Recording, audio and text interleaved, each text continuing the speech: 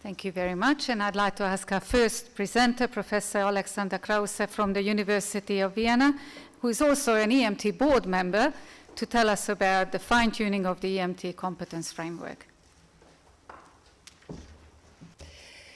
So, good afternoon, everybody. Thank you to ELTE colleagues and to DGT for having invited me to this very interesting conference and this multilingualism workshop. And I think most of you know me. My approach is the didactical translation approach, and I did in 2017 with Danielle Tudik, we did the renewal of the competence framework, but we realized step by step that the EMT competence framework needed to be updated. So the first update was in 2022. It was fine-tuning, as we called it. We called it fine-tuning because we didn't want really to give the impression that whatever has been done before was useless or completely needed a complete change. That's why we did it. We call it only fine-tuning, just to explain the expression fine-tuning.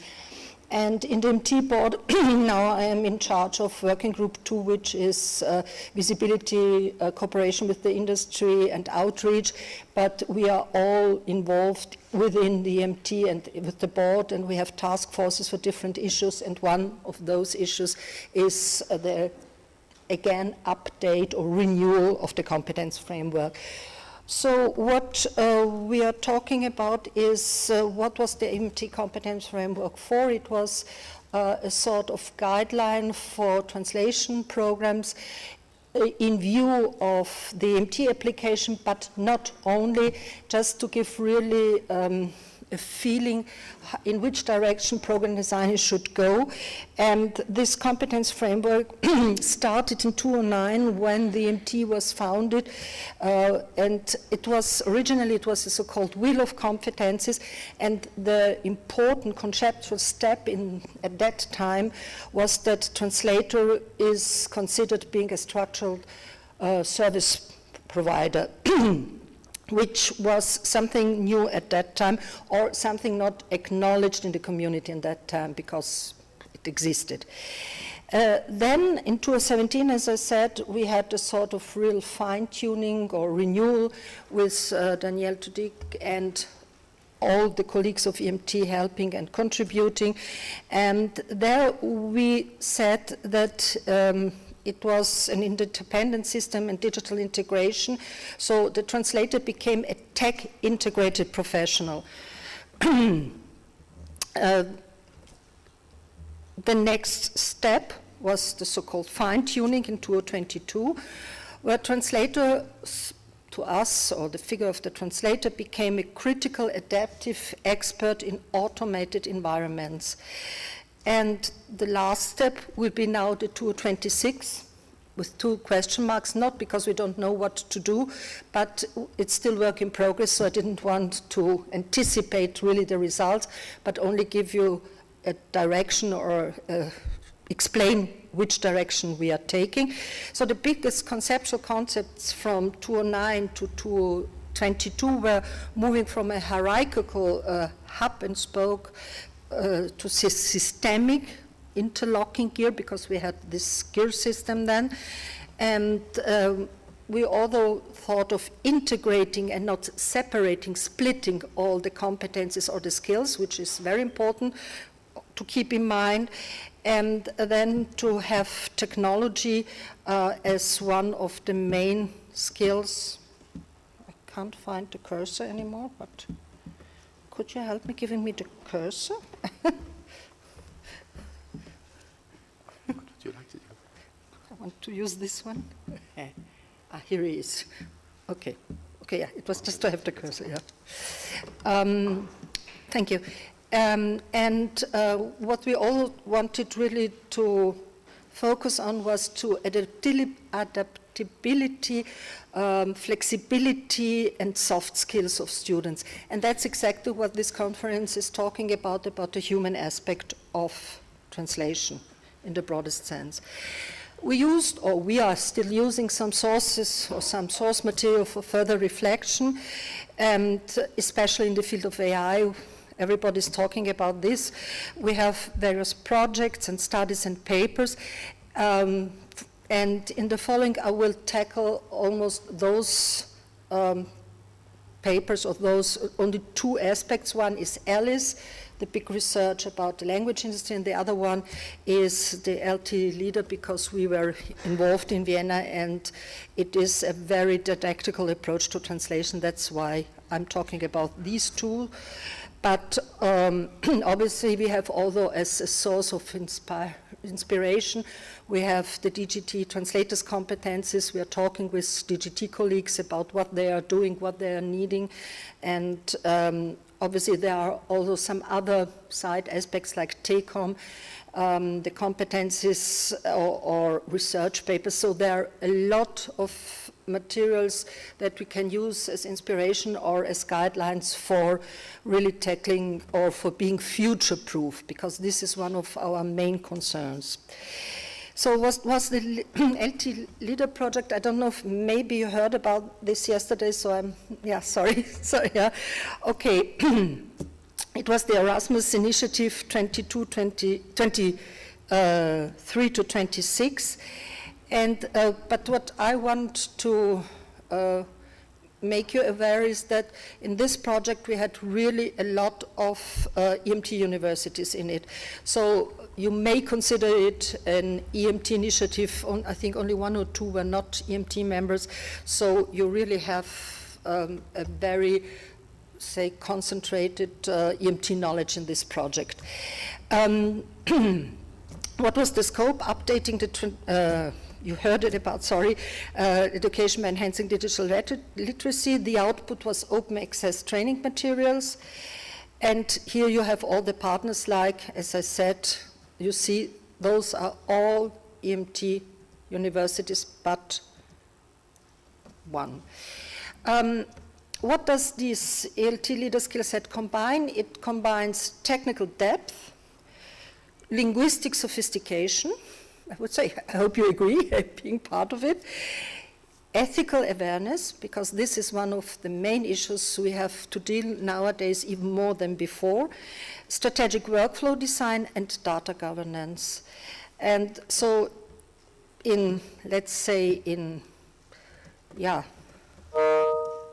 you see, these were really the skill sets you heard about yesterday, but it was a sort of, although I would say, paradigmatic shift, because it was not the mere instrumental competence of technology and AI, but it is something more towards a socio-technical ecosystem competence.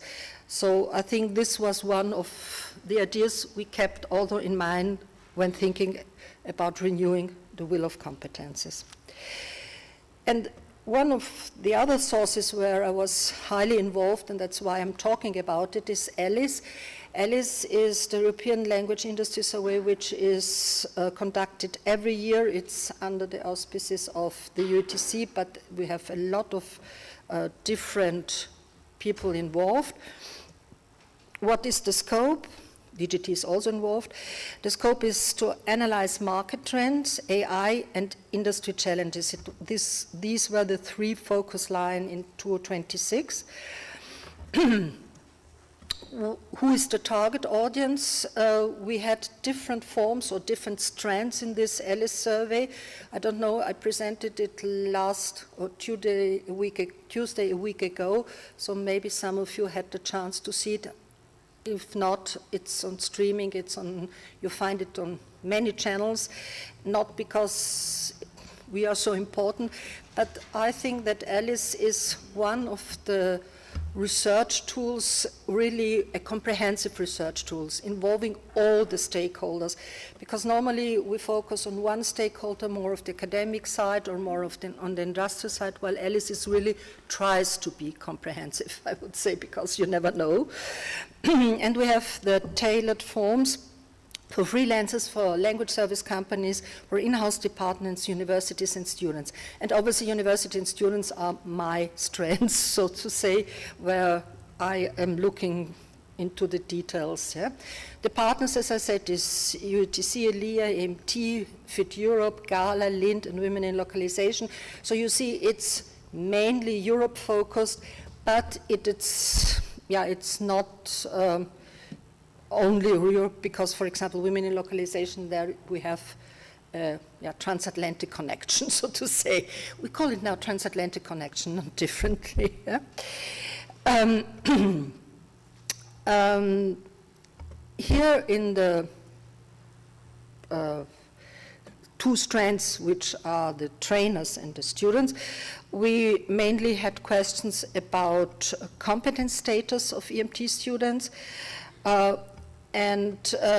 There, now in the next slides, I focus on those competencies that were also tackled by the LT Leader project. So, because, the first one is on translation technology.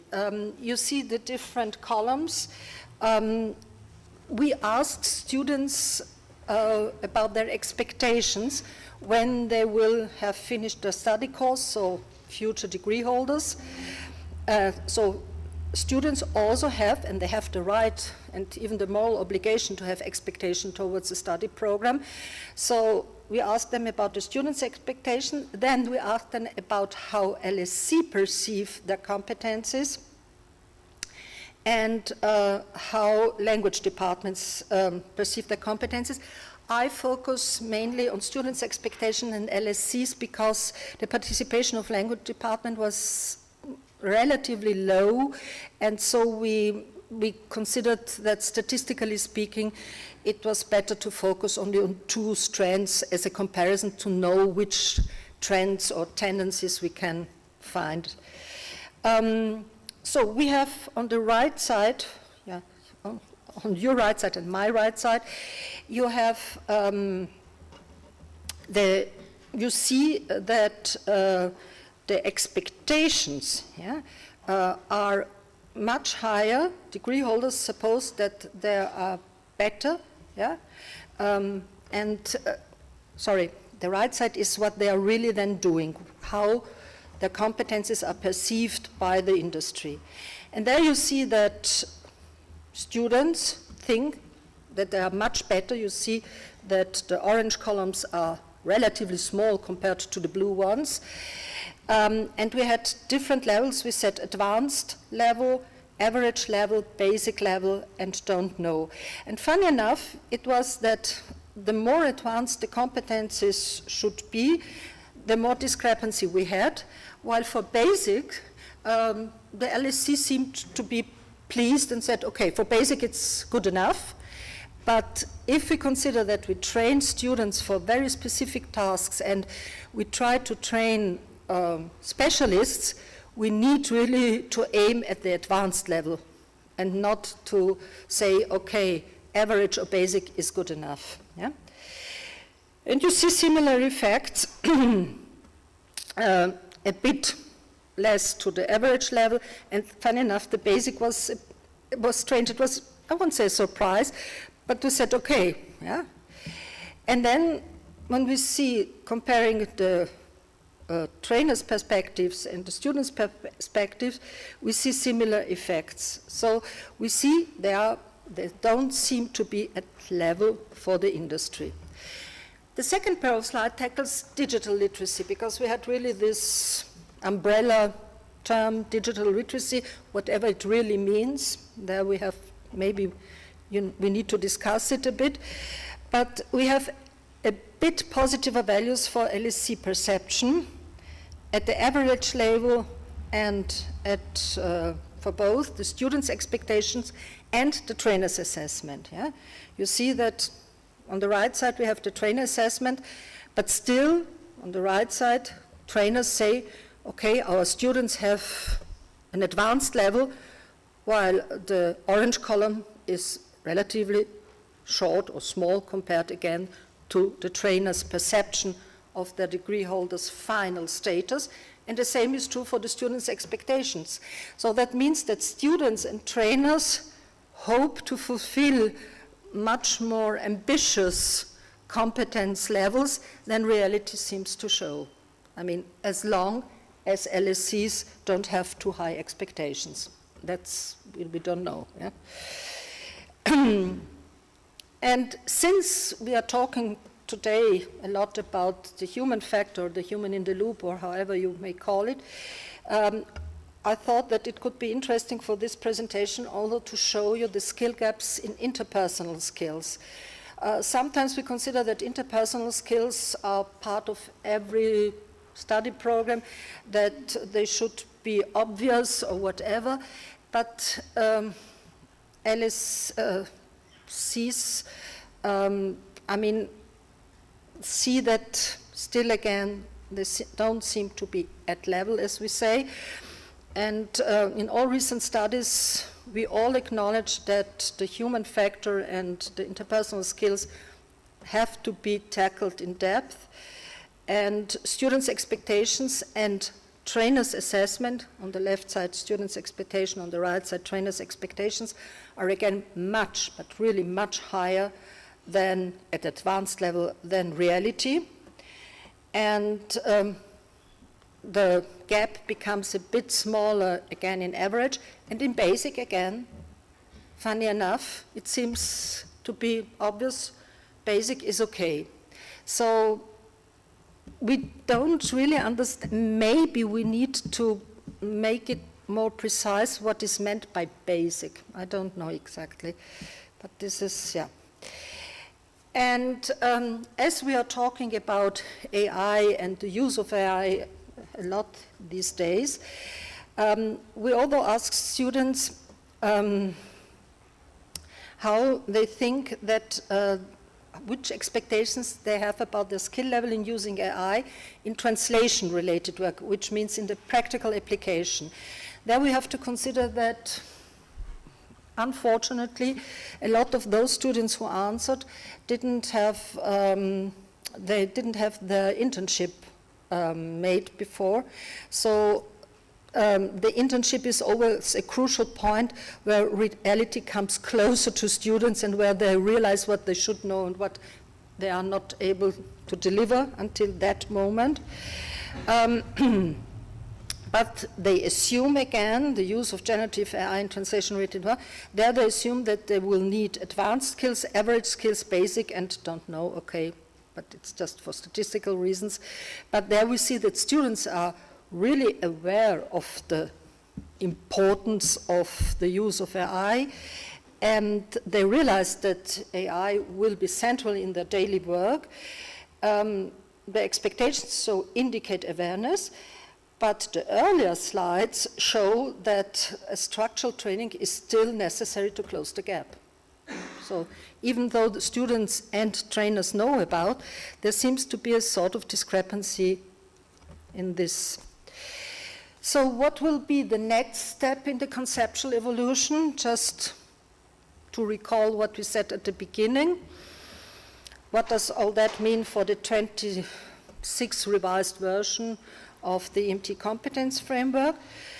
It appears clearly that we have to go beyond 2022.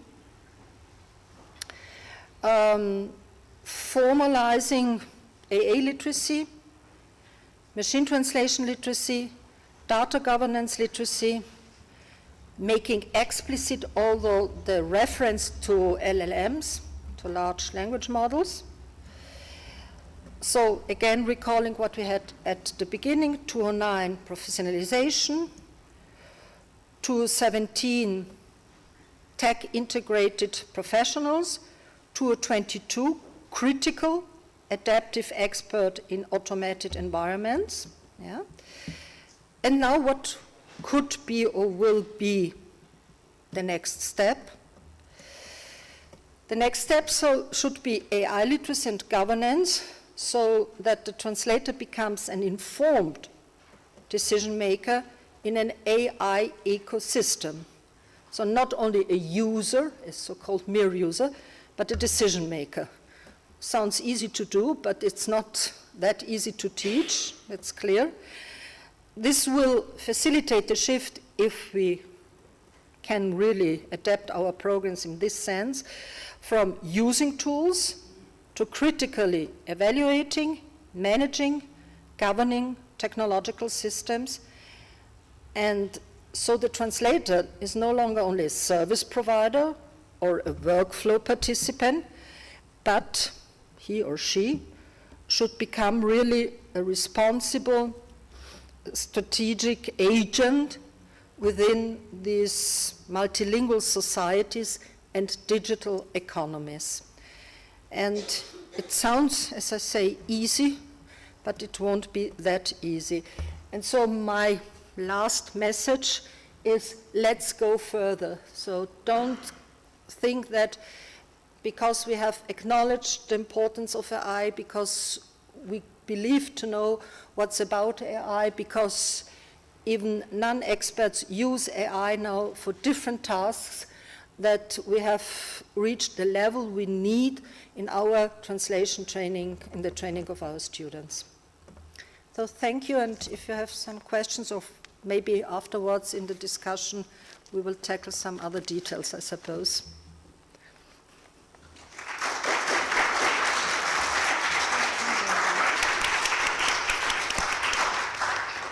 We are coming to our next presentation, and I'd like to ask Nikola Kunte, head of the Knowledge Management Unit at DGT and also Secretary of the EMT Board, to give us her presentation. Thank you. So thank you very much for the nice welcome and for having invited me to this workshop, because, yeah, indeed, the managing the human in the loop and supporting the human intelligence is actually very much the remit of my unit, knowledge management.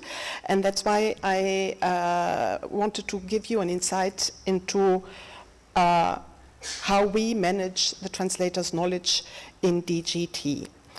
You have heard a lot of talk about AI, as Alexandra also said before me, and I think Eva, and it's the topic for the moment for our profession, but not only for ours.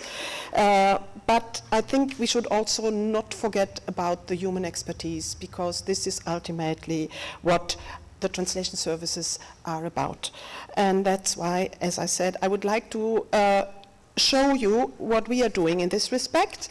In our view, largely, the human expertise that we need in translation is composed of several elements: the linguistic judgment, the subject knowledge, the contextual understanding, and also networking, because not a single translator nowadays does not have the knowledge alone to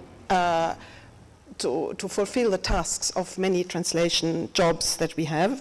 And that's why we also like to tap very much into the collective intelligence. And for us in DGT, the question is actually a very practical one. How do we maintain and develop this space of human intelligence? You can imagine DGT is a very big organization. We have quite a high fluctuation in staff, because recently we work more and more with people who come on shorter term contracts, and then we train them, and then they gain knowledge, and then they leave again, and we risk to lose this knowledge. So what do we do to keep that knowledge with us and to develop it even further? So we have put in place an approach that is based on 3 complementary mechanisms, and these are learning and development, knowledge management, and internal knowledge sharing, and then also a structured exchange with the external language community. Oops. So let me first talk a bit about the first mechanism, learning and development. The objective here is to ensure that the translators and also our assistants, linguistic assistants, continuously update their knowledge in the fast-changing professional environment in which we work. And that is why we support our translators by providing external training.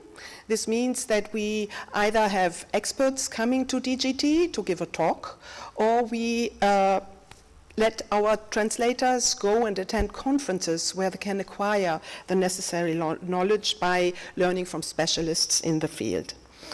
This is very much linked to training of new language technologies, for instance, which we do not have in-house, or also domain competence, domain knowledge for the policy areas in which our translators are supposed to translate and to exchange with experts in the field again. So this is the kind of external training that we offer, and when we talk external training, these are the things that we also pay for. We have a budget for this, and we pay these external experts that do train our staff. But we also have what we call internal training and knowledge sharing, which is actually free of cost for us, because we organize internal knowledge sharing events in which either our translators themselves share a good practice that they have developed in their departments, or we invite experts from other policy DGs, Directorates General, to come and give a talk about a certain policy area or about a certain translation package that our translators are supposed to translate, to give them the necessary background information. These are what we call internally info sessions. Then we also develop e-learning modules internally for specific tools, for instance, and workflows that we put in place. And we record and reuse all the training events that we organize, so that colleagues who cannot come and attend the session live can always go back and watch it later on and get the learning at a time that suits them better. And what we also do is, and here again networks, we do a lot rely on support our internal networks that we have in DGT. We have specialists in the field. Again, we have terminologists who have their terminology network, we have language technology coordinators, we have quality officers, and even more. These are only examples, but all these groups create knowledge and develop expertise within their groups, and then they also disseminate it across the language departments via these events that we organize, and so that it trickles down to as much as possible to the individual translators. So the second mechanism that we have put in place is knowledge management, and there we very much base a user principle of knowledge management, which is making knowledge reusable, because we want that the knowledge does not remain only with individuals, but it circulates across the organization. And for that, we have two main elements, the structured exchange. Actually, I should have put that first. The structured exchange that I explained before with these knowledge sharing events and thematic presentations. But we have also other formats of exchange, like job shadowings. We promote and facilitate colleagues who want to learn how things are done in other entities in DGT, because we are organized in different language departments, and all of them have a bit, although we are the same organization, but they have different ways of dealing with things, and sometimes it would be interesting for colleagues to see how things are being dealt with in other departments. We also have a unit, central units, like our demand management unit, which deals with freelancing, with outsourcing of translations, and also the demand management, meaning like negotiating the planning, as we say, negotiating deadlines, for instance, for big translation packages. And translators in their language department, sometimes it's so big they don't really know how these colleagues operate and what constraints they have if they have suddenly a very, very short deadline. And to how to say, increase the mutual understanding of these constraints, we offer these job shadowings, and they are very, very popular, and also help to the understanding between all the entities, and also the understanding of actually how DGT as an organization works. because, as I said, it's a complex organization. For the same reason, we have also developed a program for the induction and mentoring of newcomers, so that newcomers do not feel completely lost. They have mentors in the language departments, but we have also designed my unit like learning paths, in which we define for the first 6 months what the newcomers what training they should take in the first 3 weeks, in the first 3 months, so that they become operational as soon as possible.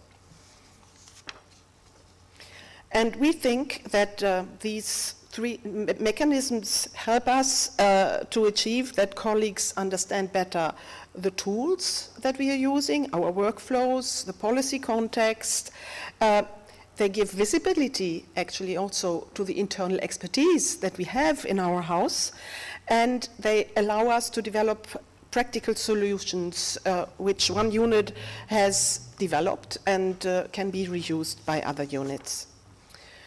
So I've talked a lot about skills and competences that we share, but maintaining human intelligence is not only about skills. It also requires attention to a sustainable work condition and well-being. And we are in DGT very lucky to be working in a huge organization like the Commission, and that the Commission has an HR strategy that puts people first, and they really pay attention to develop actions that foster staff well-being. Here it says in the new work environment. That slide is from the time after the pandemic, when we like everyone else, started to work more in hybrid modes, telework and office presence, and that's not that straightforward in an international organization, because many people come from abroad, they live alone in Brussels or Luxembourg, and help them keep the balance between teleworking and coming to the office, and not feeling too alone, and others have families and have to manage both work life and family life. So there are activities and actions put in place that help us to deal with this, and also physical health, so that we do not sit in front of our screens all day, and feeling well at the workplace is really in the focus of our HR policies. But as I said, we benefit a lot from this, but we have also developed our own initiatives. We have a network of volunteer colleagues who focus on mental well-being.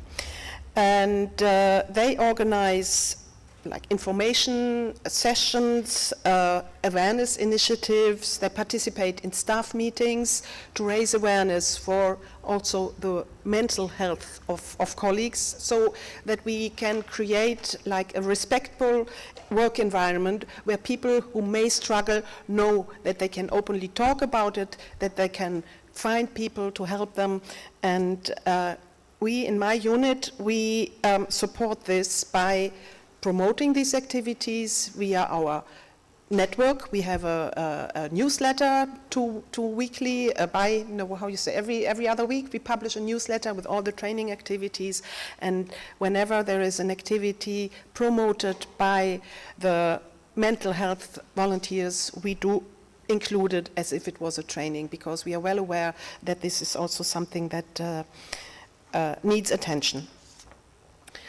So much about how we manage and try to support learning and development, and managing the knowledge in-house. But DGT does not operate in isolation. We think that maintaining the expertise requires continuous exchange and interaction with the broader language community, and that's why we have also a focus on the external exchange. And for instance, one instrument that we have developed is the visiting translator scheme. I don't know if here in the university you've already had visiting translators.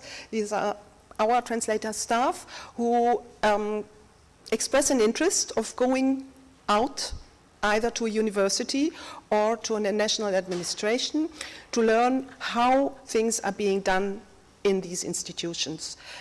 The principle is actually, it should be a give and a take. So our staff translator goes with a specific project and wants, for instance, to learn something about terminology and goes to a ministry, let's say it's about finance, and they exchange about these terms.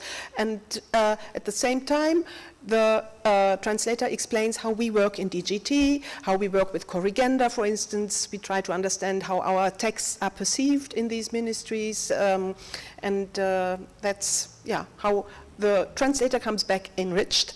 And again, the principle is knowledge sharing. When colleagues come back, they are supposed to share the newly acquired knowledge with their colleagues, at least at unit or language department level, if possible and useful, also across DGT. And my unit supports these knowledge exchange sessions then in that case. And for universities, it's the same. Translators can also go to universities and visit those, provided that they have a common project on which they can work. It could be going to a class or, I don't know, something that allows them to acquire new skills, actually, but in a way that is beneficial for both sides. And then another instrument that we have in place, and which we have already heard about, and I think you all know, is the EMT. This is our preferred method to interact with academia and to understand how translator training is taking place nowadays. And we also try to explain how we see translator training in DGT, or how we see the profession developing in DGT, and trying to share this knowledge with the EMT network.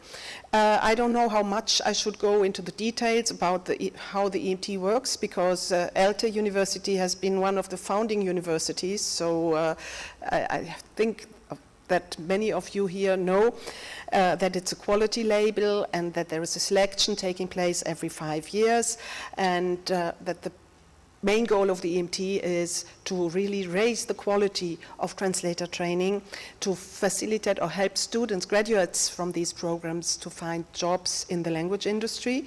And we still hope very much that this will also help to increase and enhance the status of the profession at large. Just for you to show, the network has grown over the years. We are now at 81 programs from 79 universities. Excuse me. We have one member university from outside the EU, from Lebanon. This is, I mention this because the EMT is not only for universities in European member states, but also for universities in countries that are somehow associated with the EU, be it via the European Neighborhood Policy or EFTA countries and things like that. So it's larger than only the EU. And I think we can claim that it remains attractive for universities to be an EMT member, because at the last selection round in 2024, we welcomed 14 new members, completely new members that had never been in the EMT before. So why I'm talking about EMT is because here again we share knowledge. This is the main purpose actually. We have, and that's what the main work of my unit is, to coordinate the network and to help organizing network meetings. We have 2 per year, one on-site, usually hosted by a member university, and then one online meeting.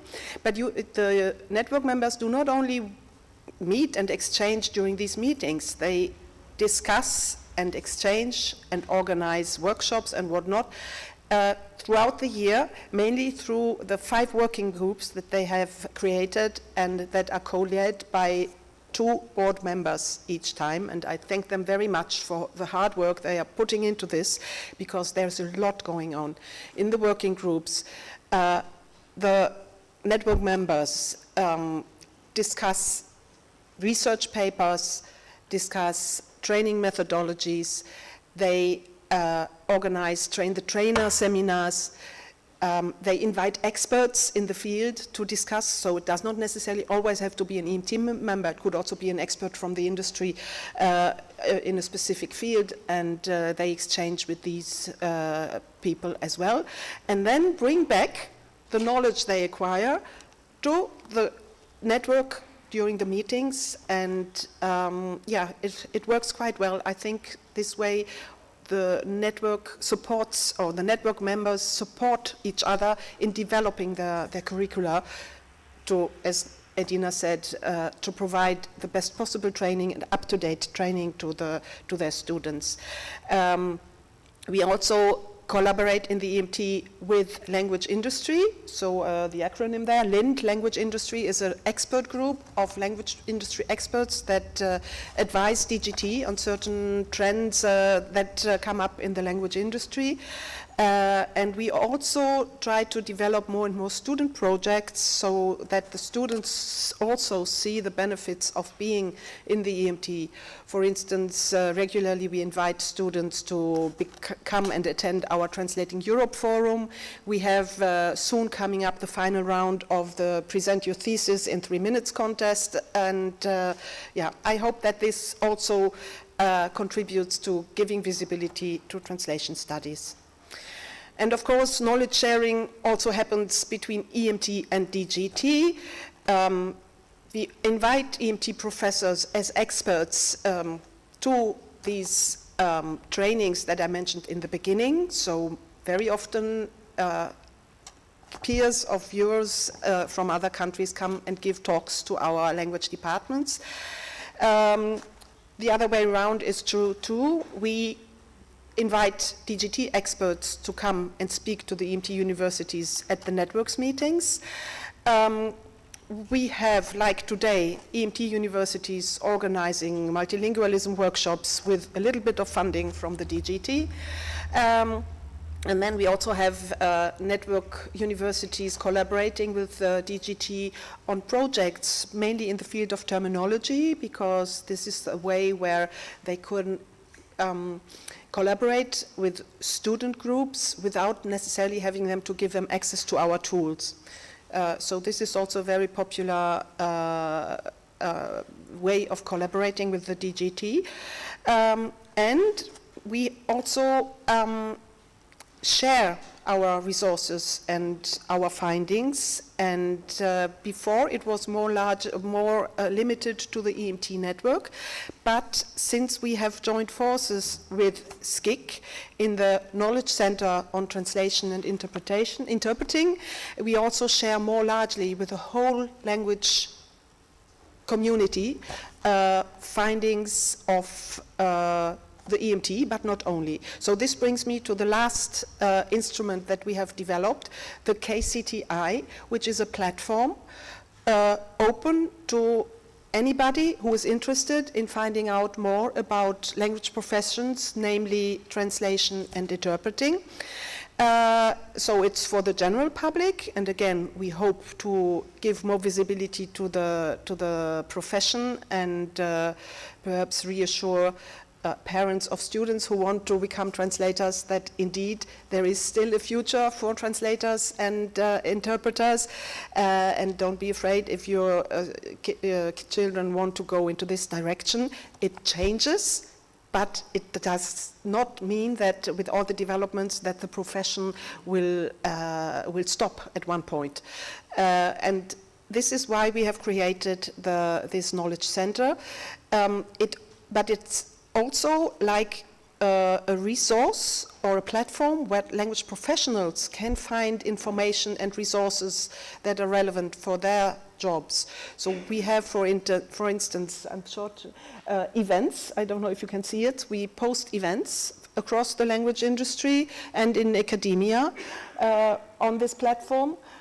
We post and advertise jobs, mainly in public institutions, but we do have quite many actually across the world. This is not only Europe, because we collaborate also with the UN organizations, so there are lots of advertisements on jobs.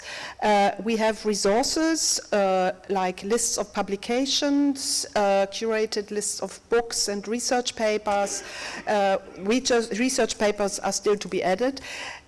But we are developing this, and we are developing this together with the EMT. We have one EMT board member being the representative of the KCTI in our steering committee, and he very much consults us on what is useful for the academia to be posted on KCTI, and we also have somebody from the language industry consulting us for the same purpose. So I invite you to have a look. It is, as I said, work in progress, but it's dynamic. It also has a space with communities where you can create a community if you want to reach out to peers and discuss a certain topic. It's a bit old-fashioned because actually SCIC had started this knowledge base or knowledge center like almost 10 years ago, and we only joined them at the beginning of last year. So we are looking into a feature that makes these communities a bit more intuitive and pleasant to use. But I mention them because it could be useful for you to open such communities there.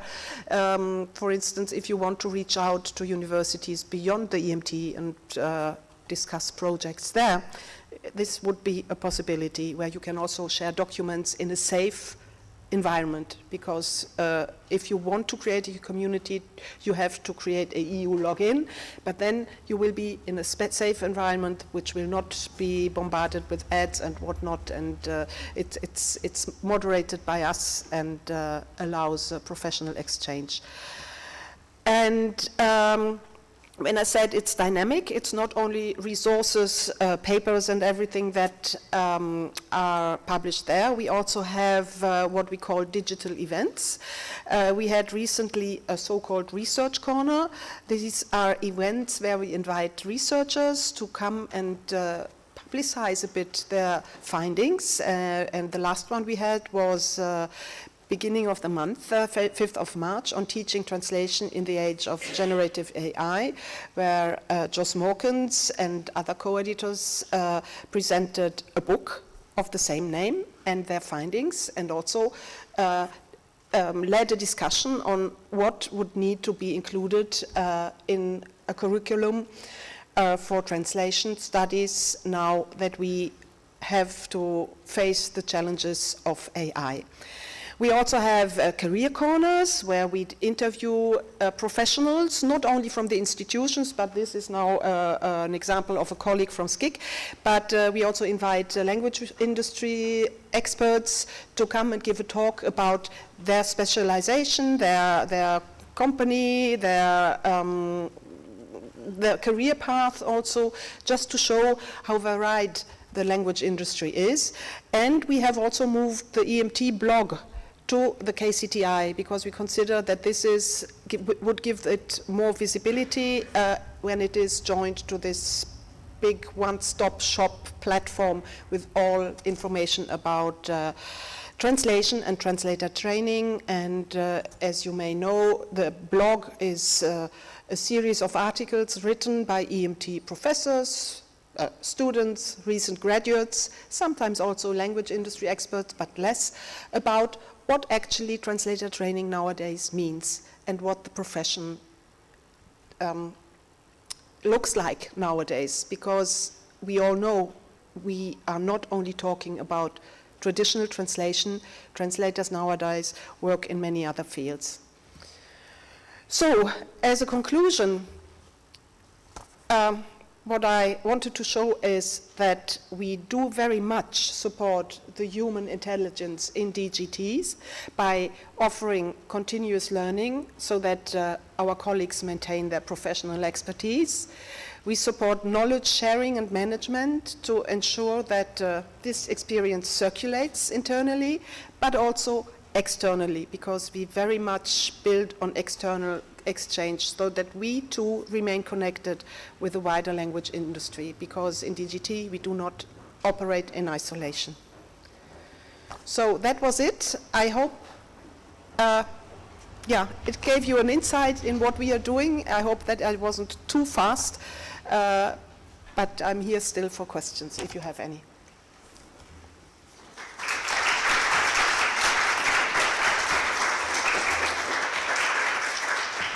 And right on time, I'd like to call our last presenter for this afternoon, Erik Angelone, Professor of Linguistics and Translation Studies from the Cologne University of Applied Sciences. I'd like to start by thanking the organizers for this very thought-provoking and engaging event. I'm really impressed by the talks so far. Look forward to the talks that follow. Really impressed by the PhD talks in particular. It really highlights a spirit of collaboration, which is really refreshing to see, and mentorship, which is good to see. Thanks also for the opportunity for me to talk about de-skilling awareness in AI literacy for translation. As somebody who generally advocates for the implementation of generative AI in translator training, I see it as my ethical obligation to explore the flip side as well. And that's where de-skilling awareness comes into play. And that's where my research is at right now. Oops. So here's an overview. I'll start by defining and describing what de-skilling implies from a translation perspective. We'll look at some, some factors contributing to AI-induced de-skilling based on vulnerabilities put forward by our colleagues in consumer science. I'll then situate de-skilling awareness within an overarching AI literacy framework, namely the one put forward by my colleague Ralf Krüger at TH Köln. I'll then outline a process-oriented approach that we might use for documenting de-skilling, and then we'll look at some concrete examples or manifestations of de-skilling based on data I collected for a previous study. So what's de-skilling? Really hasn't been widely discussed in the field of translation studies. So what we see on this slide is content from neighboring disciplines or not so neighboring disciplines.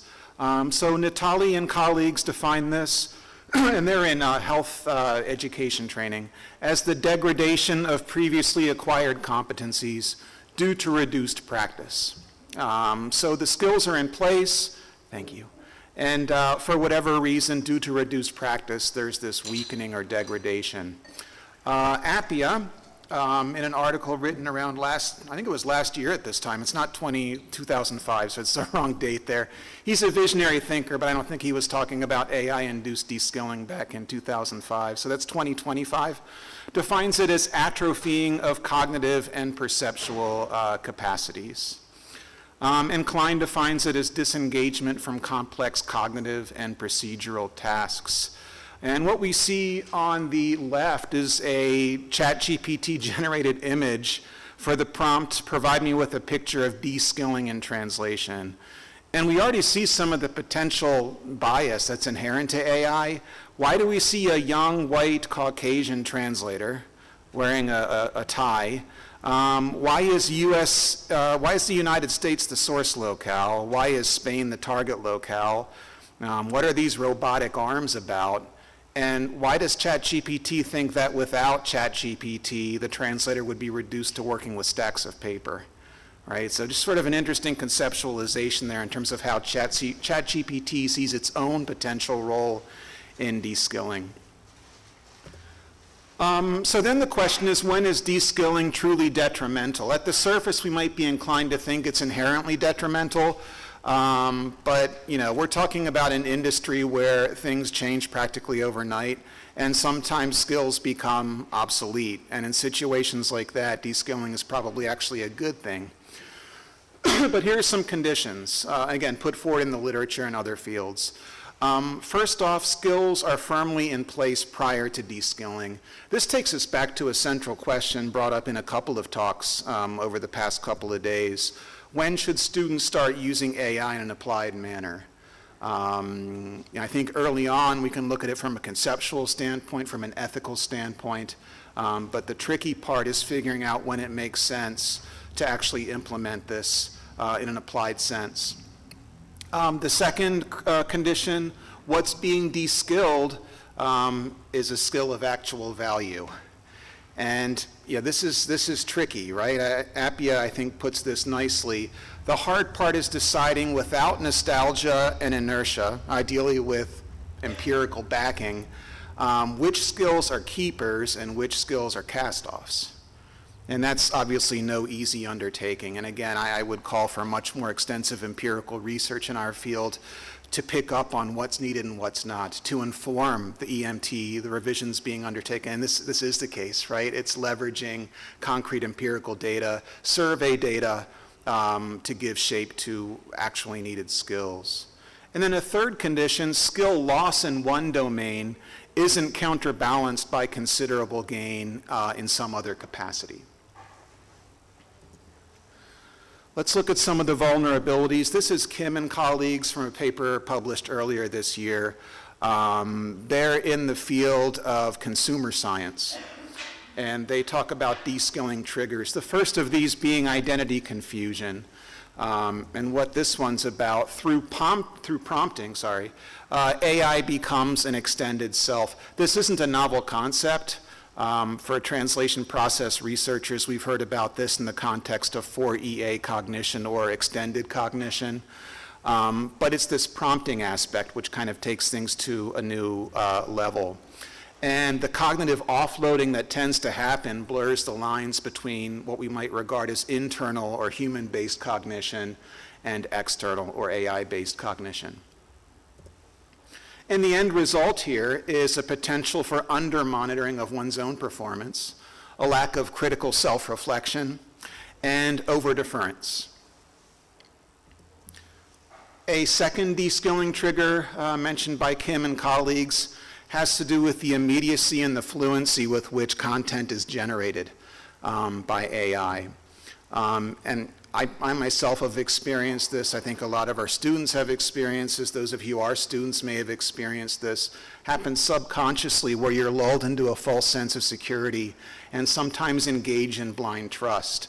And I think this becomes compounded and all the more difficult to deal with when we see reverse prompting, inverse prompting, whatever we want to call this, at the end of the output.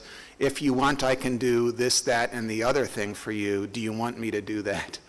Right? It's almost like you're forced to be impressed by this robust system that's putting forward content. And as a result of this, here's the danger, right? As the result of such reverse prompting, there is a potential for a shift from human in the loop, where the translator is actively involved in participating, steering the automation process, to being a human on the loop, where their role is more or less reduced to being a supervisor of automation. And if we take things to the next level, we talk about human outside of the loop, and I think discussions along those lines will become all the more important with agentic AI being able to do what it does, or not being able to do what it claims to do. A third de-skilling trigger, ingratiation, this sort of strange friendliness that we see with generative AI, the tendency for AI to agree with user opinions and input by default.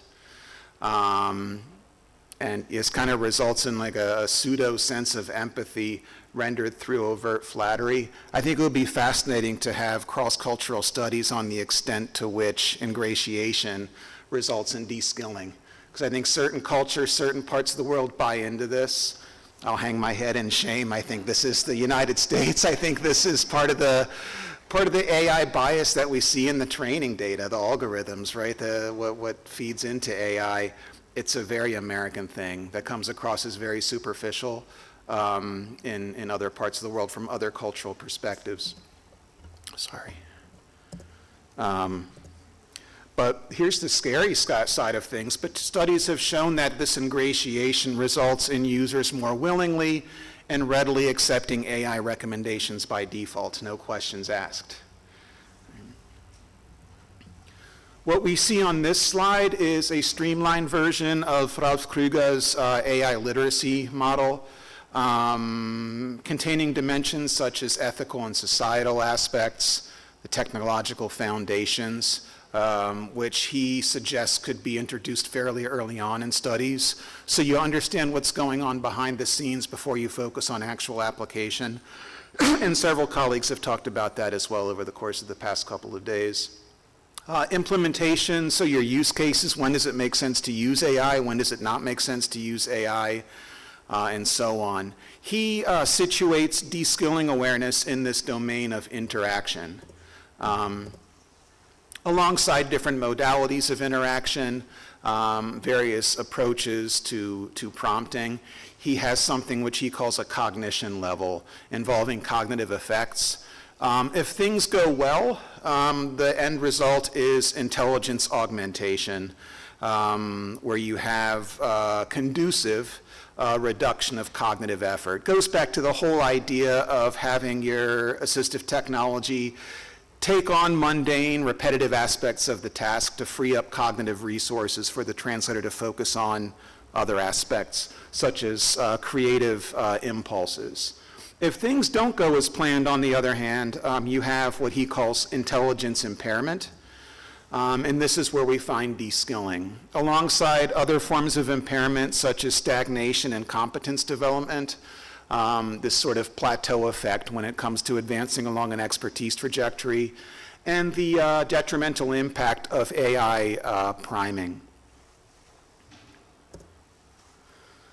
So given the fact that AI-induced de-skilling is largely cognitive, or more precisely, if we talk about things like perception and monitoring, metacognitive in nature and also behavioral in nature, based on the fact that it runs the risk of going unnoticed if we're lulled into the sense of security, and based on the fact that we don't have much empirical data, that it's still fairly nebulous in that regard, I feel that we can make use of a process-oriented approach to documenting. That should be de-skilling as opposed to skilling, although I guess it could also be used to documenting skill. I think a fine line distinguishes upskilling from de-skilling. But what this would involve, and this has been used in previous research, process-oriented training approaches that focus on things like problem recognition and solution evaluation and facilitating metacognition in general. You combine screen recording data with think aloud protocol data. So just in a nutshell, screen recording is documentation of everything that transpires on screen during translation. A think aloud protocol is the idea of the translator articulating freely all of their thought processes while they translate. And you use these two data streams in conjunction with each other for purposes of analysis. So, with this in mind, I conducted a very initial exploratory study that we might use for documenting AI-induced de-skilling. These were MA students at TH Cologne in a specialized translation practice course. They were in their second semester. All of these students had a BA in multilingual communication. They were all familiar with generative AI. They had been making use of an in-house ChatGPT app in this course and in other courses. And their task was to translate a 50-word passage from the IT domain. It was LILT user guide content, so LILT, the adaptive MT tool. They were translating user guide content from English into German as their L1, and they were instructed to make use of ChatGPT in conjunction with any other resources of their choosing. So the use of ChatGPT was not mandated as such. They weren't locked into ChatGPT. It was kind of regarded as something to use in constellation with any other resources they typically use. And they were prompted to think aloud while translating and create a screen recording. I made use of 5 minutes for analysis. Think aloud protocols were big in translation process research, but they're both cognitively and physically exhausting for the participants. Not to mention that sometimes what you hear students saying isn't authentic. It's, they're saying stuff they assume the instructor wants to hear, which defeats the purpose entirely of think aloud data. So with that in mind, we had students translate on their own computers in a designated classroom with no one else present. And I guess that was our perhaps somewhat weak attempt to maintain some sense of ecological validity. What I did for each instance of de-skilling, I made use of this framework to classify the behaviors in terms of these attributes. So a performance attribute, did it have a negative impact on quality? Did it have a negative impact on efficiency? Or did it have a negative impact on both? I then determined if the indicator appeared in the screen recording, if it appeared in the think aloud protocol, or both. I also thought it would be really insightful to see if the students showed any potential indication of awareness of de-skilling, and that was primarily in the think aloud protocols and their articulations. So that was a basic yes/no question. And then I made an attempt to map the incident of de-skilling onto one of the EMT framework competences. There's quite a bit of overlap among the various competencies and sub-competencies in this framework, which is actually a good thing. So really, I'm just putting forward my interpretation for illustrative purposes of how we can trace de-skilling back to a concrete competence. So let's look at some examples. I have 5 here in total, so we'll see how we're doing time-wise. The first one I called counterproductive offloading. And here's a brief description of what unfolded. The translator went with a very basic initial prompt, translate the following text into German. This is transcribed. They would actually prompt the system to do this, ChatGPT to do this in German. They would then read the generated content out loud within the ChatGPT interface while articulating needed changes. So in this particular output, there was gender bias, so there was a need to shift to gender-inclusive language. There was a terminology error and something relatively minor. Yeah, plural form was needed instead of a singular form. So as the student was reading this out loud, they picked up on all the errors, they articulated the needed corrections, but then for whatever reason, they entered 3 separate follow-up prompts in having ChatGPT retranslate to address needed changes. And by the time they got to the 3rd prompt in the corresponding think aloud data, they said, if it doesn't get this right, I'll just manually edit it myself. So from the perspective of de-skilling in this case, why didn't the translator get the output into editable format and make the needed changes on the fly? They were articulating the needed changes, they were detecting the errors when reading the output, but they were kind of locked into this interface and couldn't make the changes, right? And these changes didn't require any external information retrieval. Like I said, this could have been done on the fly in a fairly efficient fashion. And then why 3 separate follow-up prompts, right? So if I classify things, I think quality was fine. If there's any silver lining here, quality was fine. They ultimately picked up on those 3 errors that I mentioned. But from an efficiency standpoint, we're talking about an industry where quality and efficiency are kind of on equal footing these days, in many instances at least. They were really slowed down by the approach they took. The de-skilling was evident in the screen recording first and foremost. I think that articulation of, if it doesn't get this right, I'll do it myself, reflects some degree of awareness that de-skilling is happening. And in terms of a concrete competence, again, this might be somewhat arbitrary, but I felt this aligns with 12, understanding and implementing quality control strategies using appropriate tools and techniques. That was a little bit off here. Second example I called post-editing attrition. Excuse me, real quick.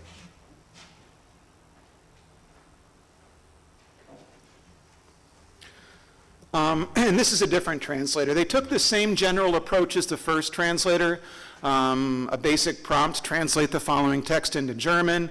They read the content out loud within ChatGPT. They articulated the need for changes.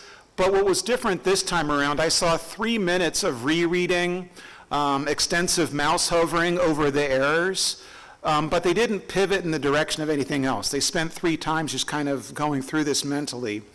And then ultimately they copied and pasted the ChatGPT output on a segment-by-segment basis into phrase. And the phrase is TM feature for manual post-editing. And what was interesting, as they were doing this, they said, I can only see errors when segments are aligned. despite the fact that they articulated all of the errors when reading. Right? So they didn't ultimately correct 2 of the errors in the aligned phrase segments despite this articulation.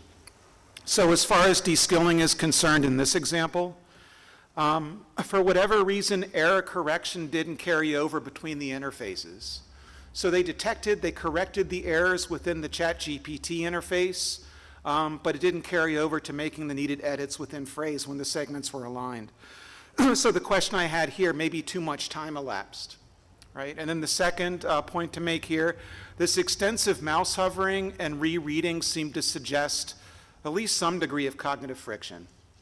And I saw this for several of the participants, this same cognitive friction when working within the ChatGPT interface. So in this case, since a couple of errors went unnoticed when they were in phrase, both quality and efficiency were negatively impacted. And I saw the deskilling here, both, if this is indeed deskilling, in both the screen recording and I heard it in the tap. No real indication of awareness that it was happening this time around. And in terms of a concrete competence, number 22, managing workload, cognitive load, stress, and critical professional situations. Really, I kind of honed in on cognitive load here and workload to a certain extent in terms of where we might see deskilling. The third example moves in a slightly different direction. This time around, the student made spent extensive time formulating an initial prompt in English, which was their L2. And they articulated in the tap, I'm going to formulate this prompt in English because ChatGPT can handle that better. Probably heard that somewhere as a best practice. In this particular case, it was a simple prompt, translate the text into German. Doesn't matter if the prompt's in German or in English, right? You're not leveraging training data that would be specific to English. So the screen recording in this case showed extensive, repeated revisions of really minor grammar and spelling mistakes in the prompt. They made a lot of typos. They wanted to come up with a lexicogrammatically perfect prompt. And this frustration actually escalated to the extent where they opened a Word document and created a scratch from prompt within Word, right? And then ultimately copied this back into ChatGPT with a very sarcastic statement, oh, how I love prompting. And unfortunately, the gender bias issue and the terminology mistake went unnoticed. So again, from the perspective of potential deskilling this time around, why not prompt in their L1? Given the nature of the task, just to produce a translation in German. But beyond that, before we had generative AI, I wonder how often we actually train students or expected students to strive for L2 grammatical and spelling perfection for web-based information retrieval in general. Right? Where exactly is this coming from, this striving for getting a perfect prompt in their L2? So yeah, this time around, I think, in terms of performance attribute, impacted both quality and efficiency.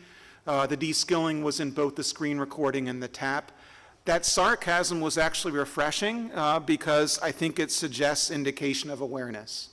And in terms of a concrete competence, this time around, if we regard ChatGPT as a search engine of sorts, making effective use of search engines where appropriate.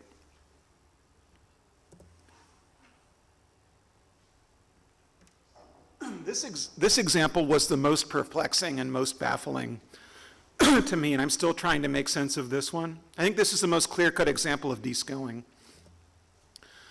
So the translator entered a basic prompt again, translate the text into German. For whatever reason, ChatGPT generated content with an advertising stance. And again, we're talking about Lilt user guide content, informative through and through. It's not consumer-facing, it's user-facing content. But ChatGPT produced this marketing, advertising, flowery language that was completely out of place. And here's what surprised me. This is an extremely smart student, had been producing quality work throughout the semester, throughout her bachelor's degree, and they said, this looks really good. I just need to make sure it sounds good stylistically, since it should use marketing language in addition to strictly informative language. The student kept the advertising stance while also overlooking a terminology error. So a real head scratcher in this particular case.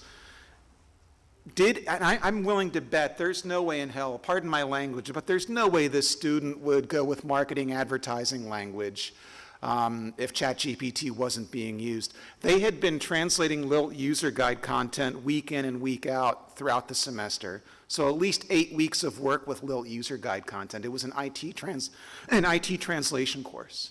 So it seemed like that deceptive fluency, the AI priming, resulted in genre awareness drift, which was kind of scary. I mean, this was really eye-opening. Out of all these examples, this one was the most eye-opening for me. I mean, yeah, efficiency wasn't impacted, but quality obviously was if it's marketing and advertising language in the output. The de-skilling was evident in the tap, that articulation of this looks good stylistically. I just need to make sure that I keep the marketing stance or whatever she said. No real indication of awareness of de-skilling this time around, and the competence de-skilled implement the instructions, style guides, or conventions relative to a particular translation. Again, I really doubt this would have happened if they weren't using ChatGPT, right? A final example, what I'm calling interface rigidity. And this one didn't emerge until I spent significant time looking at it. Once again, a basic initial prompt, translate the text into German. They didn't read through or detect errors. They immediately copied the output into Word. And then there was seemingly random pivoting between verbatim content in the two tabs. So they had one tab with ChatGPT, one tab with Word. They just kept going back and forth for about 3 minutes. And as I kept watching this, these two patterns emerged. They were only thinking out loud when outside of ChatGPT, so when they were within Word. And the other important pattern, they were only consulting external resources, so their term base and phrase, or the source content on the Lilt website. They only did that when outside of ChatGPT.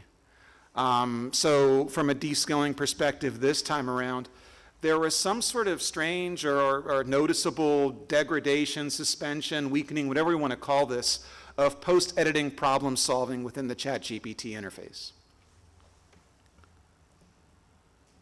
Yeah, so efficiency was negatively impacted. It was in both the screen recording and the tap. No indication of awareness. This was really information retrieval, right? So in terms of a competence de-skilled, carry out research to evaluate the relevance and reliability of information sources with regard to translation needs. Final slide, right? The question is, where do we go from here with this very initial exploratory research? And it all starts with this, right? I mean, I think it's important to tease apart what's actually de-skilling versus what might be suboptimal integration of generative AI for translation.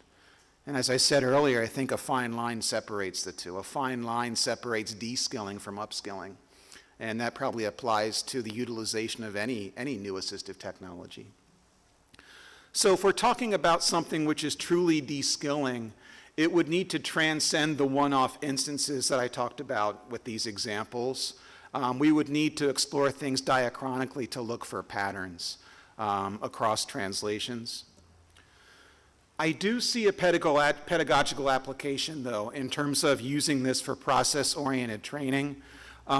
So integrating this screen recording plus tap approach to help students reflect on their own performance. What goes well, what doesn't go so well, where generative AI helps and hinders performance from a process perspective. And if things are patterned, if we take a diachronic approach and it turns out that de-skilling is actually happening, I think this approach could be a vehicle for de-skilling awareness and then ultimately de-skilling intervention. Thanks, that's all I have.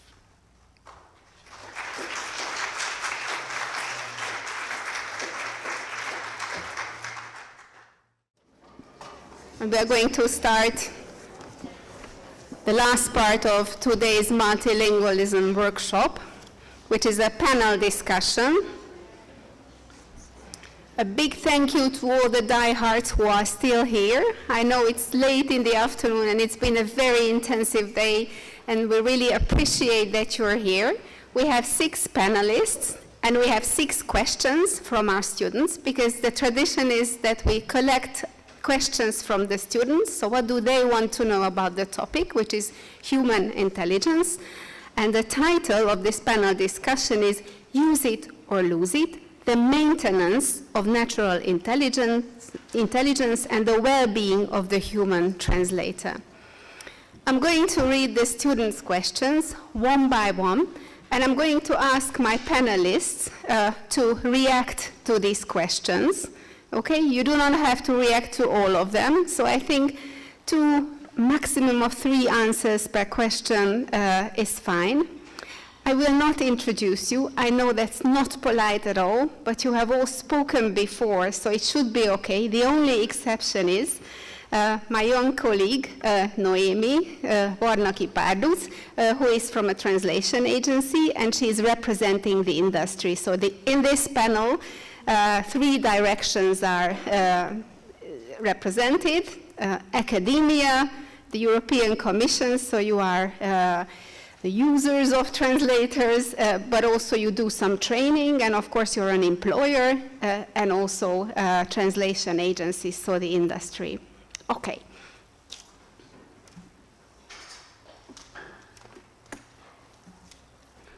So let me begin with the first question, which is, what are the distinctly human skills, for example, empathy, ethical judgment, complex creativity, that technology finds most difficult to replicate?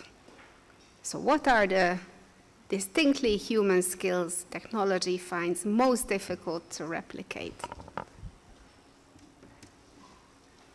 Who would like to go first? Just put your hand up. Can you read that list again? Because that's a really good starting point. Empathy and creativity. And Empathy, ethical judgment, complex creativity. These are the examples given by the student. yeah, I mean, maybe I'm wrong, but it seems like all of those things culminate in team expertise. And being able to collaborate, I think that's a uniquely human skill that we're seeing just now starting to emerge as project workflows expand in their scope. You know, as you move from translation in the direction of localization and acceptability and usability, where you have many agents involved, having a shared mental model and being adaptive and being flexible and being able to get on the same page is a uniquely human skill. And the reason I mentioned that one, agentic AI is falling short in that regard. Agentic AI is geared towards routinized expertise, so it excels in very clearly defined skills. But the language industry is messy. You know, there are lots of moving parts. Things don't go according to plan. And I think that's human added value, especially when you're collaborating in teams. Thank you very much. Haidee. Alexandra, sorry, I need to make this. Thank you. So just to say that I completely agree with that, but from that list that you read. Excuse me, can you hear her? No, it's not working.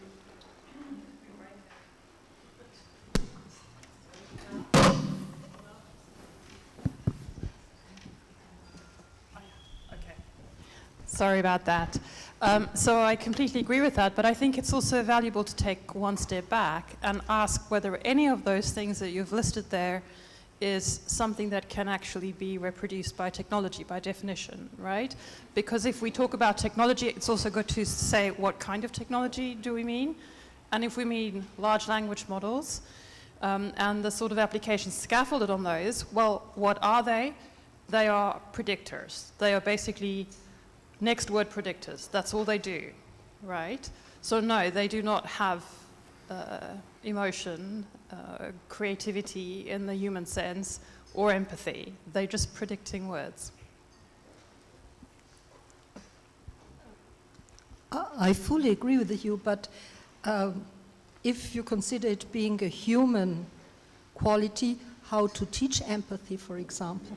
Teaching empathy, I mean, one of the aspects that may be taken over by AI, by agents, could be complexity, maybe, but not empathy, and neither what did we have? Creativity, and things like that. ethical But even judgment. for creativity, we may say agents do create things. The question is if they create the right ones. And that's exactly, I mean, just always thinking of pedagogical issues or pedagogical approaches, we have to consider how to teach them, for example, things like empathy that the machine can't replace, and even within the things that the machine replaces, where can we make them aware of the whole process and deconstruct the process in the way that they understand where the machine is not helpful, as Erik said, or even doing wrong things, at which step the bias comes in. And that's, for teaching, it's not that easy, I think. Thank you. Okay. Even if you're the fourth one, if you have to say something, please don't hold it back. Question number 2. How should the education system be transformed so that it prepares students not to compete with machines, but to collaborate with them? Frieda? I think this is already going on. Educational systems try to adapt. And we had a very interesting presentation 1 year ago at the Royal Academy in Ghent, where the theme was how to combine AI in academic writing and in all other skills like the master thesis and so on. The reason was there had been an article in a newspaper in Belgium saying in big headlines, the master thesis is dead and the murderer is ChatGPT. So the statement of the journalist was, forget about it. Students don't have to write bachelor papers, master thesis anymore because they can copy anything they want or they can have it generated with AI the way we can't protect that or we can't see it. And that is not true. It's just the thing that also in education, the role of the master thesis and how the professor interacts or the supervisor interacts with the student in creating this master thesis is completely different. And I think that already today a lot of teachers are using AI in a certain sense, definitely also other types of technology in translator training and so on. And it's just indeed the idea that you have to work together in this. Yeah. Although we as teachers are also competing with AI, you know. Yes, that's true, yes. Yes, thank you. Anybody else? Yes, Noémi? Thank you for the opportunity and thank you for the question. As representing a language service provider, I'm very happy about this question because from my experience, I often meet with mixed feelings from the professional translators. So some of them want to compete with them and don't use them at all. But I'm happy to see that lots of them are trying to utilize. And I think we heard a lot of interesting thoughts in the latest presentation. So I think to encourage them to use it is to try to teach them to try to use critical thinking and responsibility. So in the presentation you mentioned that they have a blind trust towards the AI, and I think it should be taught that they think critically and try to utilize it, but don't trust it always, especially when producing translated text. So I think it would be very good to implement it in the education and encourage them to don't always trust it, but try to utilize it. Thank you. Erik?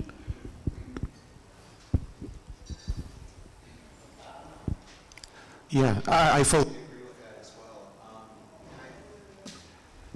Is it working? Yeah, now it is. I think it's also important when it comes to competition to see what's happening upstream and downstream from translation. And from what I can tell, there's almost too strong of a curricular focus. I'm not naming any institutions, but almost too strong of a curricular focus on post-editing. And that stifles creativity. It doesn't pay well if you're working as a freelancer. And I think it's a matter of kind of reconceptualizing what love of languages implies. where it's not limited to love of a given language pair, but love is a commodity, love of language is a commodity. And some of the things that were mentioned, the data stewardship or data curation, consulting work. If the tech is going mainstream in multilingual communication, and it is, we need informed people to give consulting advice on use cases, when it works, when it doesn't work. That, I think, isn't going to go away anytime soon. But it's a matter of broadening the scope. And unfortunately, so many obstacles stand in the way of cross-departmental, cross-institution collaboration. There's a territoriality issue in higher education, and it's even worse when each territorial camp assumes they know what's best. I recommend, I think Alexandra and Nikola both mentioned this, consult with the LINT expert group. They're working on the ground, they're really well informed in terms of what's actually needed. And they're a go-to resource, I would say, right? They're very open to collaboration with academia. Look at the Knowledge Center website and use that as a point of departure. I think that would be a good approach. Yeah. Thank you. Anybody else? Would you like to comment on that? Yes and no, because there's another question then about post-editing. As soon as we only focus on post-editing and make our students believe that post-editing will make them happy and earning their lives within the next 5-10 years, we're doing wrong. That's exactly broaden the scope. I know many colleagues that say you won't work as translators anymore, but for post-editing, even if you're paid less, you will survive, or with post-editing. That's the completely wrong approach to me. Because we really need to make them understand that we have a highly specialized job in understanding the meta level, what really is happening in the whole process, and not splitting. I mean, the decomposition is important, but we have to recompose the whole process and not to focus only on one little step of the process in teaching. Thank you. Now we're moving over to the next one. I don't think you have to switch it off. I think it's okay because, yeah. Are there any empirical studies underway on how changing workflows affect different translation skills? And there's a note to this: changing workflows due to the increase in machine translation, post-editing, and the decrease in from-scratch translation. Yes.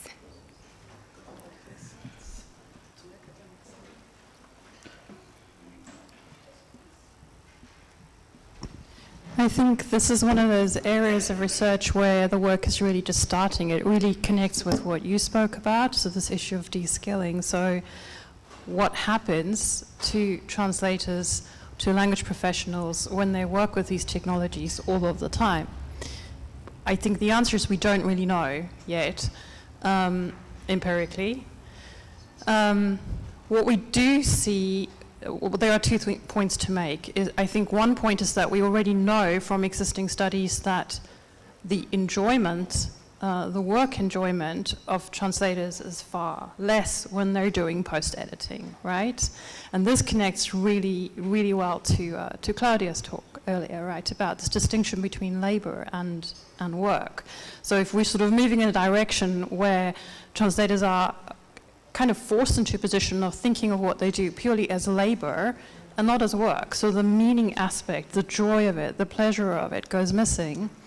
That I think we already see happening.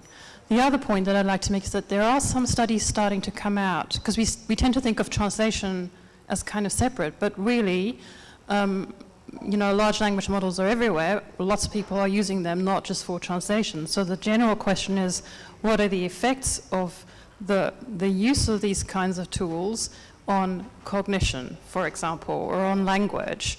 And we're starting to see some studies in this area as well. So this idea that if you use AI support for writing, you kind of build up like a cognitive debt in a way. It sort of flattens out your own cognitive abilities. We're starting to see that. So yeah, I think there the research that we have is limited, but it certainly should caution us to think about these consequences. One little side remark to what you said about the demotivation, so to say, for the enthusiasm for the job and so on. In Annie's, the result was, the last result, 26, was that students' motivation for undertaking these study courses in translation are the enthusiasm for languages and culture mainly. So their decision is emotionally driven and not economically driven or logically driven on one side. And on the other side, we realized from 25 to 26 that language service companies, 1 year ago, they weren't very much open to new job profiles.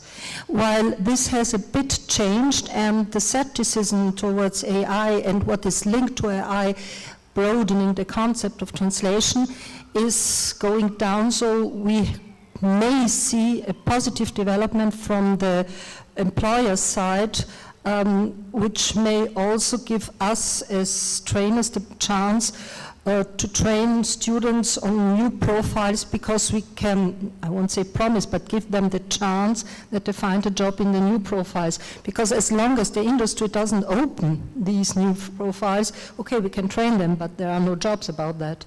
So it seems to go in the right direction, considering that students still have enthusiasm for languages and culture, which is the best thing we can say, and which means, again, the human aspect is there still from the student side. Thank you.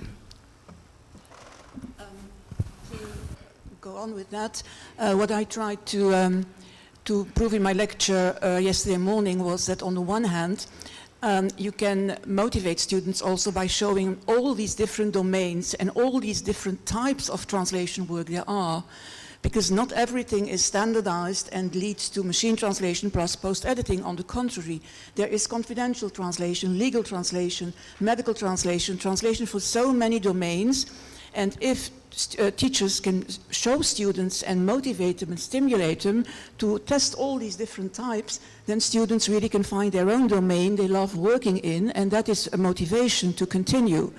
So this standardized view on machine translation plus is definitely not there all the time. Second, also because of the new job profiles, in my lecture I talked about Clarion Upskills, where they looked at what are all these new jobs that are being created these days. And it is at least worthwhile to also show students what the different possibilities are with a multilingual profile. So because there is a need for these people, and it still means that you can start with translation or interpreting studies, but your whole multilingual profile makes you, as a possible employee for many different jobs. Thank you. Yes. But we have to take care, or there's one aspect or one critical issue is that the new job profiles are so multidisciplinary that we are in competition with other disciplines for the degree holders, you see.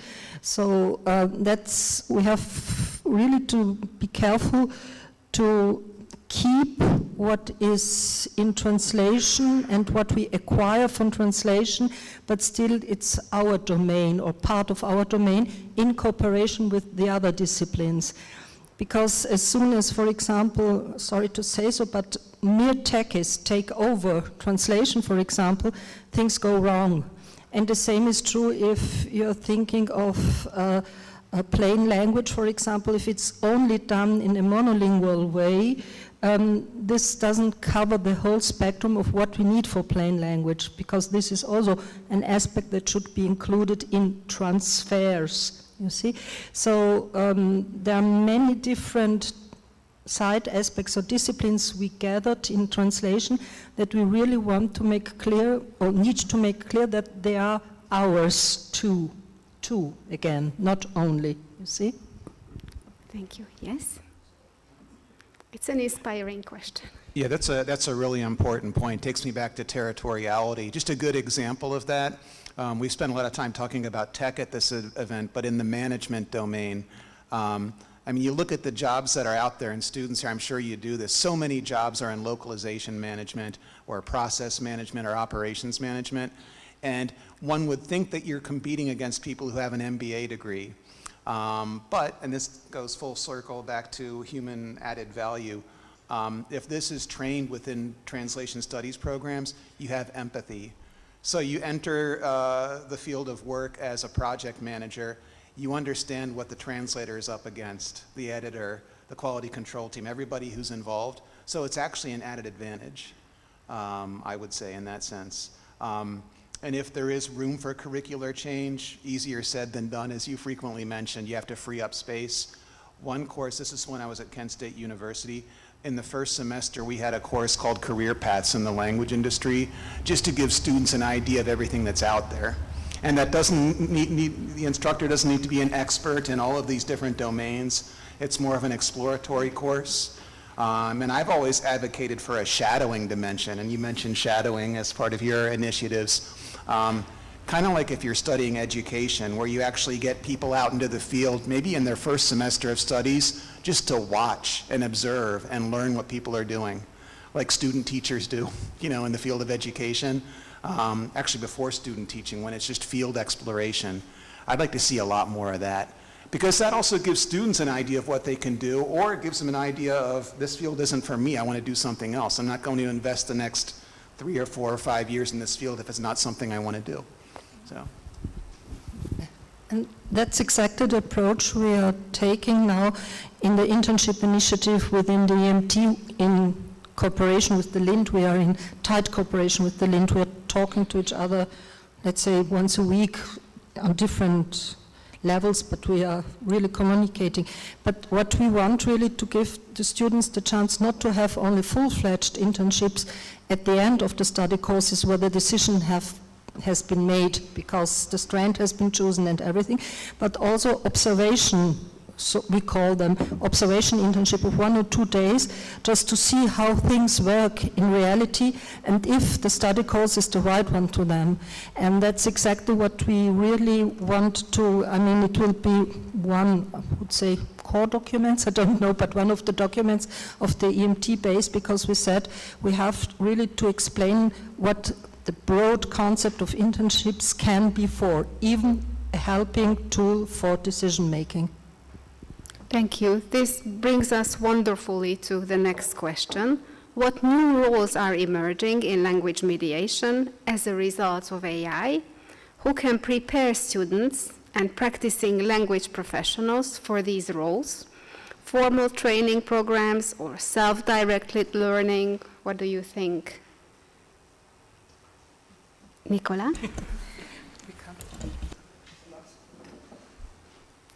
I think now I can also make a comment.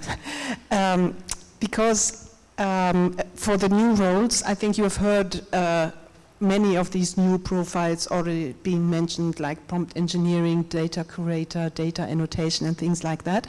I'm not going into these details, but I just wanted to share that in DGT as well, we are seeing a shift. So our mission is providing translations to the commission services, but our core business has changed in the past 3 years or so, or 5 years, and we now have still our one of the pillars is and will stay translation, but we have another huge pillar now, which is AI services. DGT is actually the biggest developer of AI services in the Commission. We have, I hope you know, e-translation.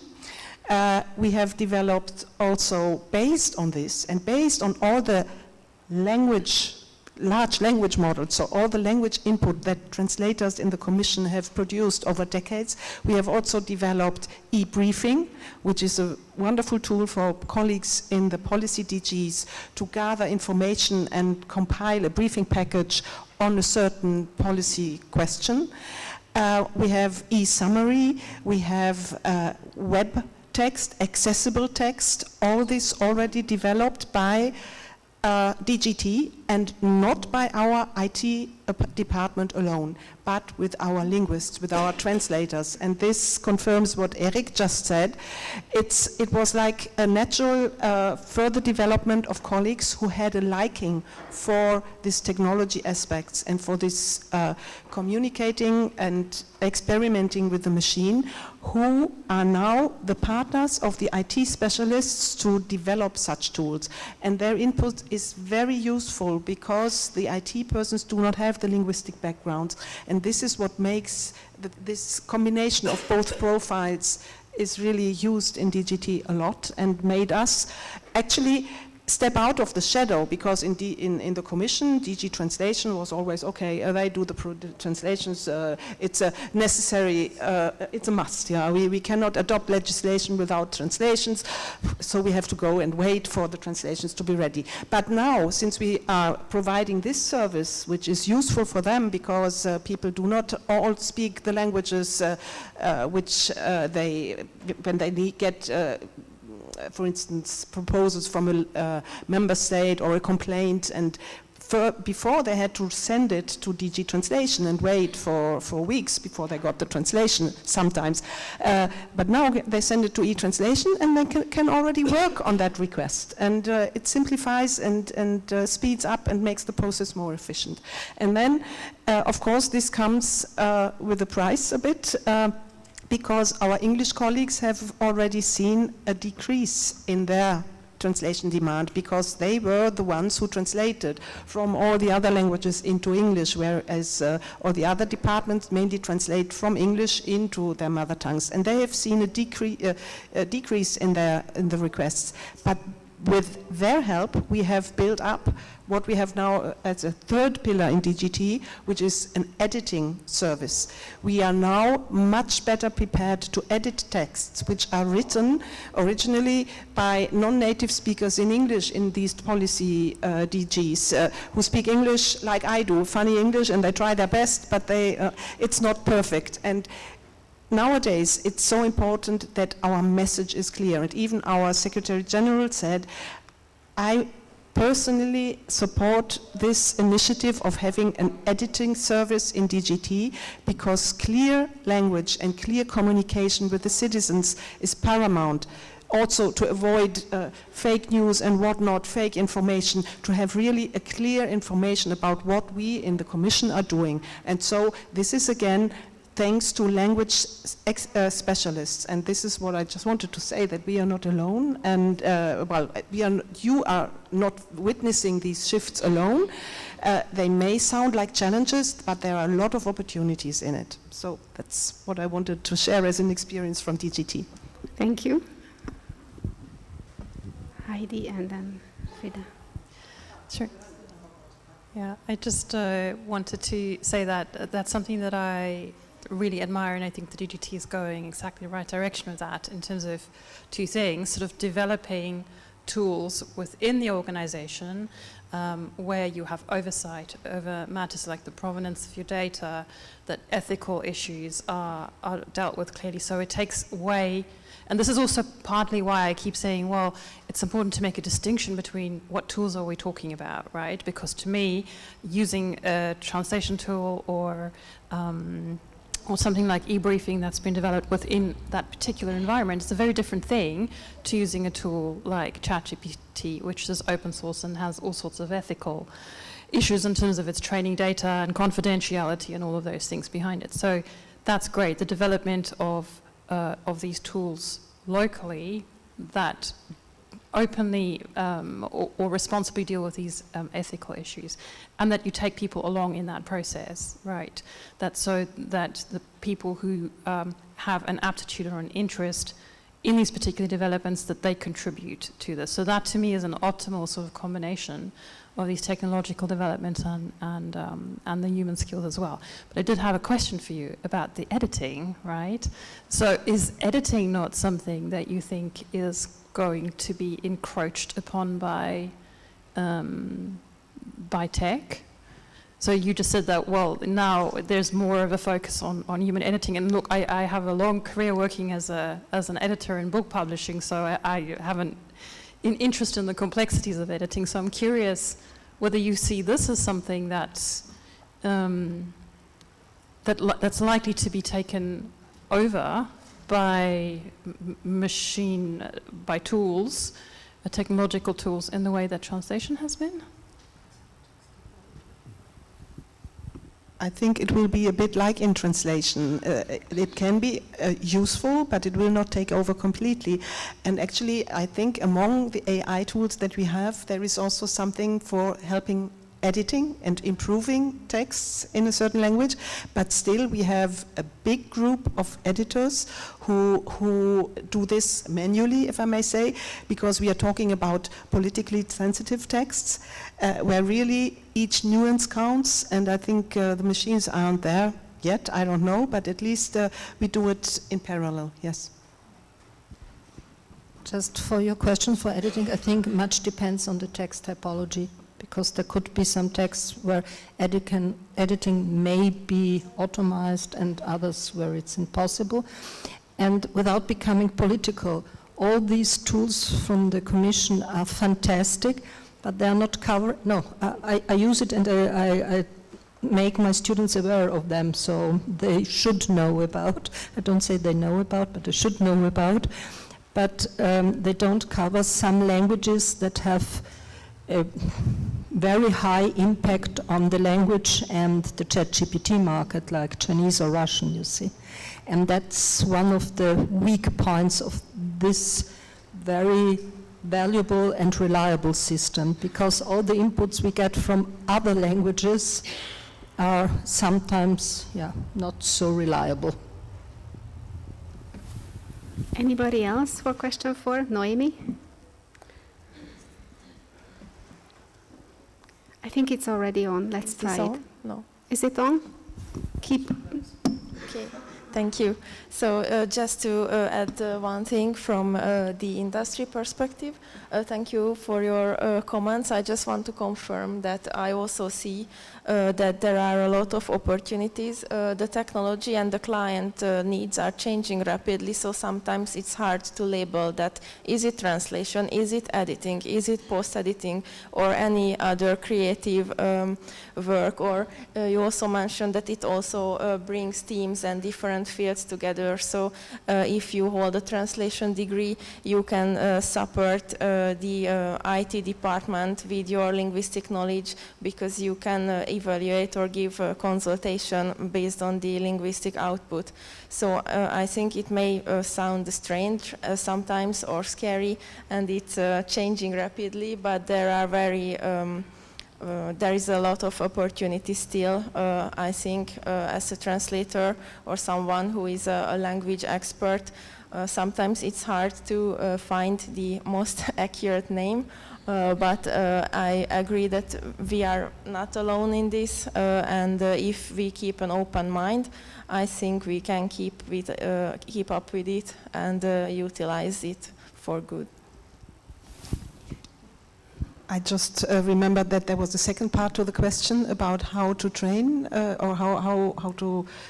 Who can prepare the students and professionals? Is it formal training programs or self-directed learning? Yeah, and well, I'm not going to tell now trainers how to train, but I just wanted to mention the possibility of developing micro-credentials, which are these smaller courses, well, you know what it is, which are a possibility for both students and already established translators, and that we are going in the EMT also to look into this and see how we can collaborate in the European Union and across translation study programs in developing meaningful micro-credentials in that sense.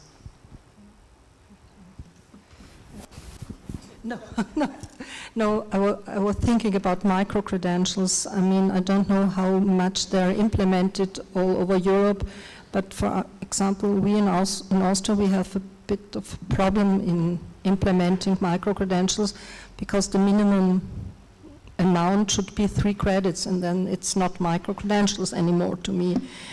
But the main fear of the academic world seems to be, and that's very hypothetical what I'm saying, is that micro-credential may replace normal credit progression in the program.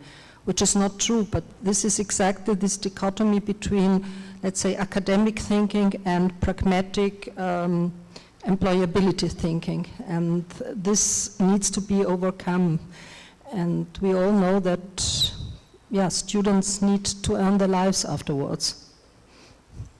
Thank you. Yes.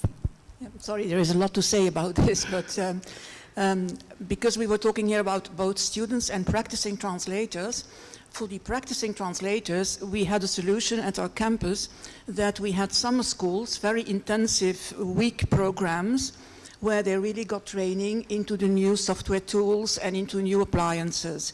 And they could even ask themselves as to what their interest was and so on. And they thought it was wonderful because they didn't feel alone. They had then the power to learn more about new tools. So that's for the practicing translator. But for students, well, first of all, I think for everybody, there is the lifelong learning track. We always keep learning. What we are doing right now, we didn't do it 30 years ago. So also our course contents have developed all the time. So for students who still have no idea as to what the profession might look like and what language industry is, I think indeed it's a good idea to have internships or let them just have a look. And like this career path program that Erik talked about is also wonderful, that at least they can see that there are so many options in the field. And very often also, at least in my country, students take a second master degree and combine a lot of, expertise from two fields. And then this first degree in translation and multilingualism is excellent as a starting point. Thank you. And what we also have to keep in mind is that we have to take translation in the broadest possible sense, which means T and I plus everything else. Because sometimes people, when they hear translation, non-experts, they think only of the written translation or what Google Translate is doing for them. But that's not the right approach. This brings us to responsibility. How is the concept of responsibility changing in the context of post-editing and AI-assisted translation? What are your thoughts on this? So how is the concept of responsibility changing?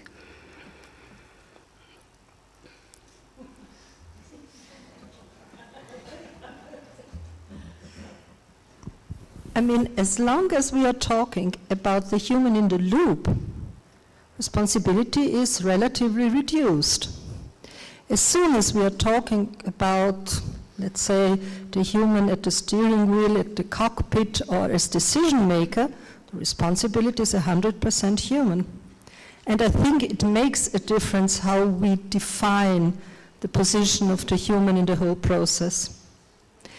And that's exactly what I meant by agents. I mean, when the agents or agentic AI becomes a substitute of the human thinking, then we have even more to be the owners of all that processes and know exactly what is going on, because otherwise we will be in the loop and we always will have the excuse, oh, it was the machine who did wrong, or that did wrong. Depends how humanly you consider the machine, you see?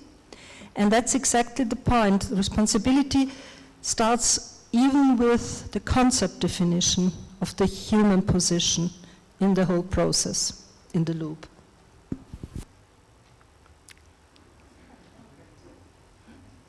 You don't have to press anything, I think.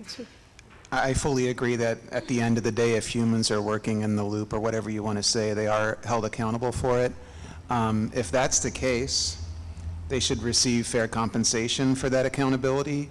And that's where the onus is on the LSPs, the companies, to figure out fair and equitable compensation models for work. That's sort of an elephant in the room, I would say, for a lot of these discussions.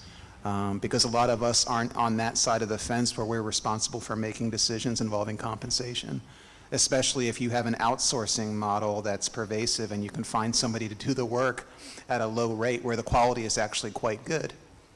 It's tricky. It's an ethical dilemma. Thank you.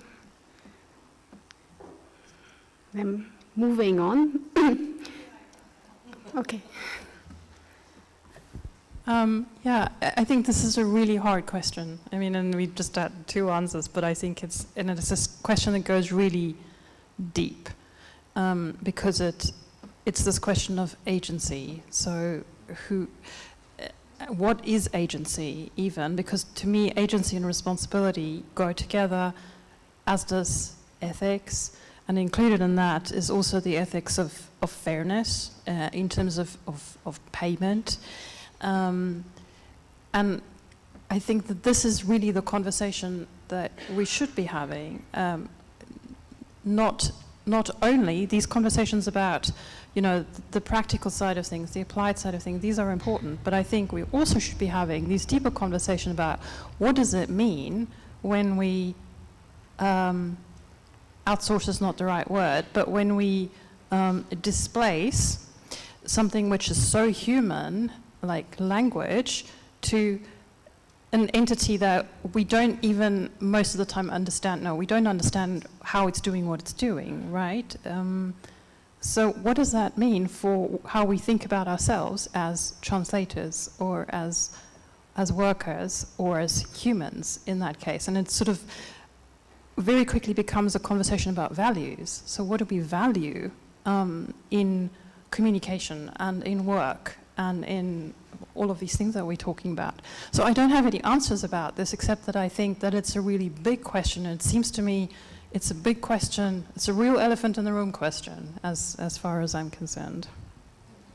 Thank you, Noémi. I think that's working. It should be working. Yeah, is it working? Yeah, cool. Okay.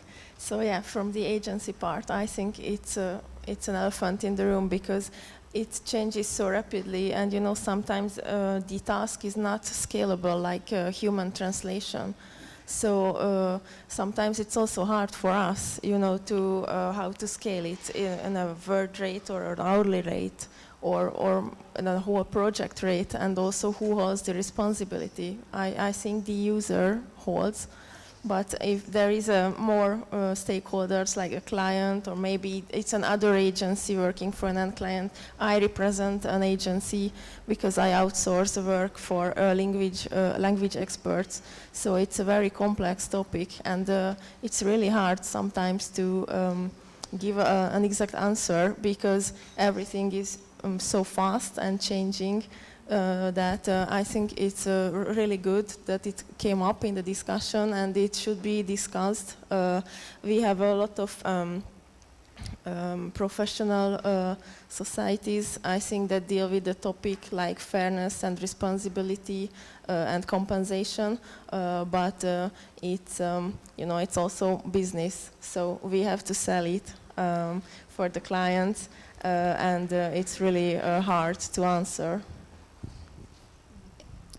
Coming back to the idea of values and clients, I think it's not a discussion that we should lead in between us experts or conferences and things like that. It's a social and political discussion we have to really face and to make clear what communication, even not only translation, as you said, language communication means to society, and if we are lacking a clear language communication, what may happen, like with fake news or whatever. And that's exactly, for example, the UTC tried hard with the thought of promotional campaign, and we realized that there are some initiatives trying to make the, let's say, outer public understand what we are doing or what the value is, but we are now, unfortunately, in a general political and social situation where communication seems to be the least of the concerns, or one of the least of the concerns, like it was, for example, you remember 10 years ago, something like that, in the whole productive process, translation was the last one, and sometimes financing was lacking because all the budget was for the development of the product and whatever, but there was no budget left for the translation. And sometimes you get the feeling it's similar now, that we have so many concerns, so many vital issues, that we don't afford considering language communication being vital anymore. Thank you. This brings us to the good translator question. How has the definition of a good translator changed today under the influence of machine translation and AI compared to, say, 10 years ago? Or maybe you can speak about the good enough translator. Any ideas on that? Industry first. May I add something? Because as a vendor manager, I'm responsible for talent acquisition. So actually, I have to decide if I am working with a good enough translator or not. And actually, 10 years ago, I was a student for studying my master's degree in translation. That we learned that we have to produce fluent and accurate text from scratch. And I think the goal is still the accuracy and the fluency, but in these years, your toolkit has changed, and also the needs have changed. I think, so for example, when I studied, machine translation was like in baby steps, and it was not recommended. But now I have to hire the translators who are willing to work with it, because it's so widespread. And we also try to keep up with the technological improvements. So I think it changed a lot, and it's also hard to answer what is good enough, but I think keeping an open mind is crucial in these times with these technical advantages, or some might say disadvantages. But it was there were also a lot of comments in the presentations about skills and openness and studies. So I think good enough is someone who is open-minded and keeps up with the technology, because you can't go past. So I think it's very important to try. And in the last question, it was about the formal learning or self-development. Lifelong learning was mentioned, so I think it also has a lot of aspects, but I think you have comments for this, Fred. No, I was just thinking that because you described good enough translator as rather positive, it's good enough when you are open. I was going to say good enough is probably not enough anymore, because you will be competing with machines, and I don't think that you will be able to survive if you are just like average. I think you really need to have these linguistic skills, and to avoid the risk of de-skilling. For instance, when you interact with machines, you have to keep this expertise, linguistic expertise, and I'm afraid good enough is probably not enough. Okay, so we are looking for the definition of the good translator. Yes, so for me the term good enough translator, for me it doesn't exist. As a translator you have to excel, as in any profession you want to do the utmost what you can, given the circumstances. When you're a translator in a legal company, when you're a translator for the European Commission, when you're a translator who does informed consent translations for medical field, it doesn't matter, but you have to excel, which also means to embrace technology where needed, of course. But there is the question of what is a good translation, the quality of the translation, and that's something else. That's where we have a kind of spectrum, because not every customer wants a top translation that really has a revision, because they don't want to pay for the revision in some cases. But then it's the responsibility of the customer, obviously, if you don't want it. You have a level of light post-editing, of information gisting, and you have texts that really have to be perfect and very detailed and publishable. So in the translation, yes, there you have levels of, or degrees, you can say. But for the person, I think a translator really has to strive towards excellence. Okay, yeah, so yeah, in Inter, I already implied you have to excel. I think I agree with your comments, thank you. And I think as linguists and translators, you have to spot the mistakes or the false things that the machines make, because actually that is the task now. So we like to say that the human in the loop is interpreted as machine generated but human perfected. So if you are good enough, or let's say you don't excel, it's not acceptable, unfortunately, because if the machine does something, to please you, but it's not accurate, and then you don't recognize it, or it misleads you, as it was mentioned in the Deskilling presentation, I think it can be a problem. But it also leads us back to the question of we previously talked about responsibility. Thank you. So it's a very complex topic, right? And it's you can give opinions and pros and cons from a lot of sides. So it's a very complex question also. Thank you. I fully agree with Frieda, because if the translator is not excellent, he can't differentiate between the different levels of good enough, or whatever is needed. And good enough is something, if you are talking about the translation, it's something reducing, as if, a surgeon can't say it's good enough if I cut the half appendix, because the inflamed part is gone and the rest will do by itself. You see, it's something reducive, good enough. I really avoid the terminology of good enough in any communication, in any discourse, because I think it's giving exactly the wrong vision of what we are doing. We are doing something, okay, acceptable if you are not very demanding.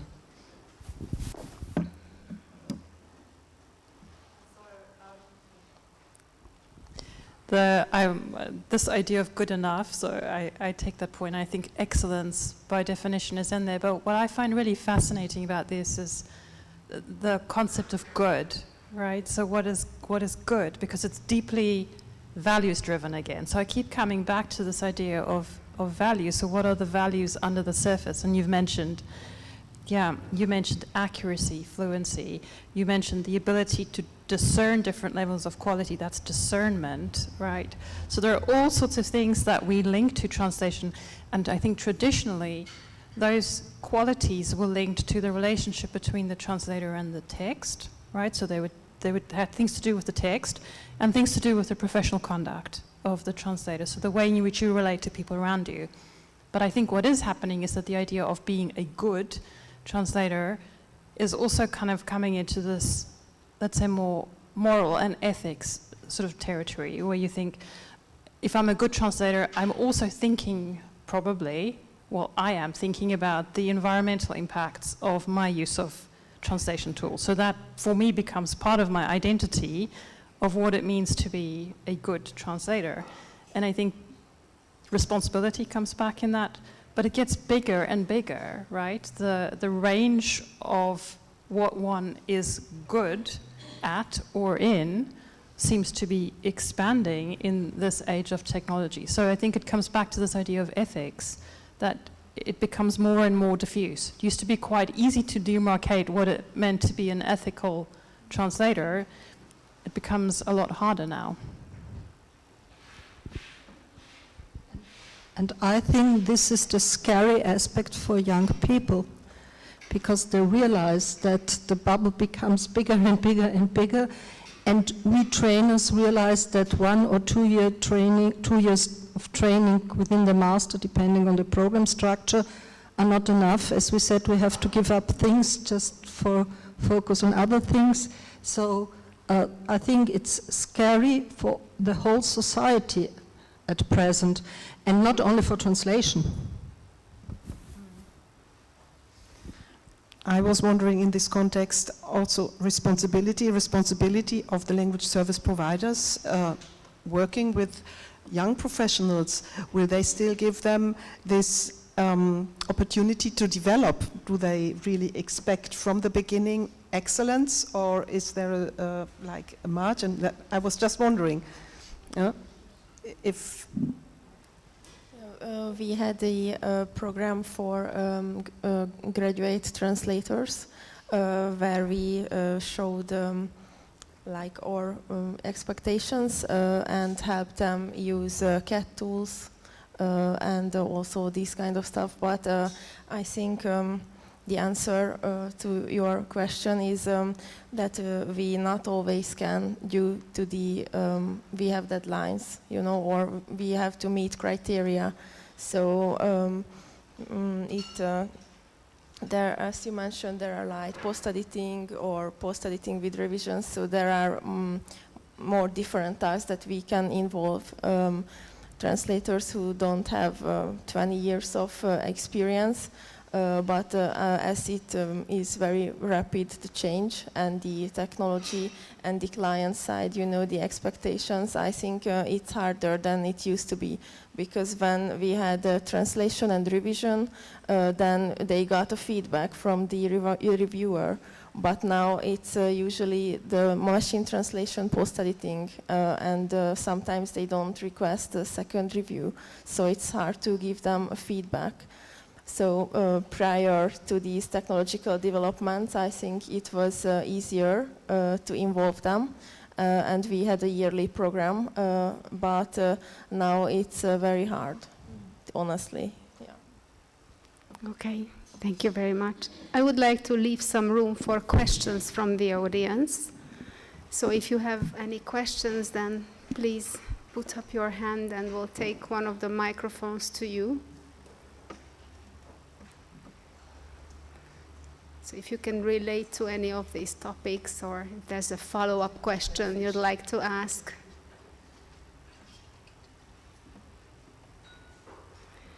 Or maybe we can continue this discussion. Oh, Anne. Anne. I think I'm loud enough. I just have a question or information question. You are teaching Anne, us. you speak into the microphone for the interpreters. Hello. So I'm Anne Tam from Cologne University here in Budapest, and I am teaching a course that is close to yours. So what is the reading that you suggest to your students about career paths in linguistics? Erik? Or if you know a really good, any one of you, a very good source to MA students. My approach is a bit different. My approach is I'm showing them, starting from the competence framework, which competencies they have, which, let's say, skill sets comply with different job profiles. So it's a thematic approach, you see? So for example, when we say cultural counseling, I start from cultural differences and how, for example, some LSPs deal with business etiquette. You know, there are some LSPs offering cultural advisory. And then they have on their home pages, they have business etiquette, whole pages with examples. And you read this or you work on that with the students and ask them if they think that it's useful, that it makes sense, that it's not cliches, it's not stereotypes and things like that. And then they discover how they could behave, because we have 14 languages and 14 A languages, so I have a multilingual course. Yeah? And though they discover afterwards what they would do, or I bring them to discover what they would do if they become, for example, cultural consultants. Or another thing, just imagine there is an exhibition in a museum, because we are training them on literature and media translation too. Yeah, it's different strands. So first decompose the process of a whole organization of, let's say, an exhibition about Picasso, whatever, and then all the steps where language transfer, spoken or written or experience, comes in. from the legal side of the contracts to the opening speech being interpreted. So there are different, let's say, services, language services involved in this practical situation. And as soon as, my experience is that as soon as you start from a practical situation, students understand much better which detailed competencies from the competence work we had at the very first beginning they will need for being good in this job situation, you see? Or for example, if you think about subtitling, you see? Subtitling is something that could be done by machines, yeah? But it's something very, very cultural, yeah? Or for example, game localization. If you have some students in your course who are gamers, that's ideal. They understand exactly what the processor is, and they understand what went wrong in the localization toward their language, and then you can really describe the whole job profile of a game localizer, splitting it via the concrete experience. And it's about 12 or 14 units a semester where you can tackle gradually coming to very specialized strands or issues. You can tackle different job profiles. That's my approach. But maybe it's the wrong one, I don't know, but it's one of the ideas. Thank you. Erik has an idea too.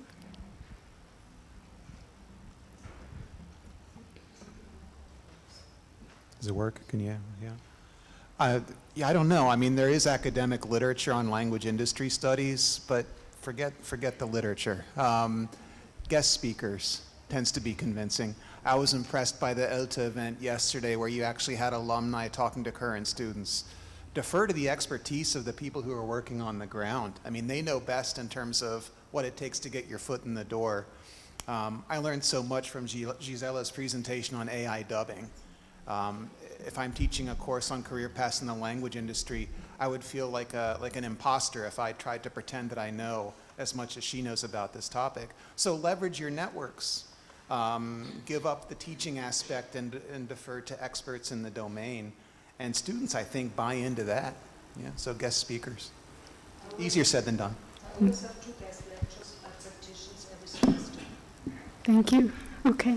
We can take one more question if there's... I want to weigh in actually on what Erik just said. What we do at our institution, we go to excursions every year, 4 times a year. We actually visited Frieda at the the INT in Holland, but that's really eye-opening for students. We do that to government organizations, commercial organizations, because they see what the people on the ground do, and like you said, they get these insights from the experts, and it's really helping to have them decide. In 4 years, they've got the opportunity of 16 different excursions, and it's helping them to choose their career path. Thank you. Thank you very much for your input. And thank you for this inspiring conversation and your ideas. I would like to encourage you to continue during the reception. So if you didn't want to ask a question now, you can walk up to the guests and ask them. At the back of the room, they are already preparing the reception. So this is the end of the formal part of this program. A big thank you to DG Translation for making it possible for us to organize this multilingualism workshop. And a big thank you to the students for the questions and all of you for being with us, thinking with us, listening. So please stay with us. And last but not least, thank you very much to the interpreters. It's been a very long day, so you guys also deserve a cookie.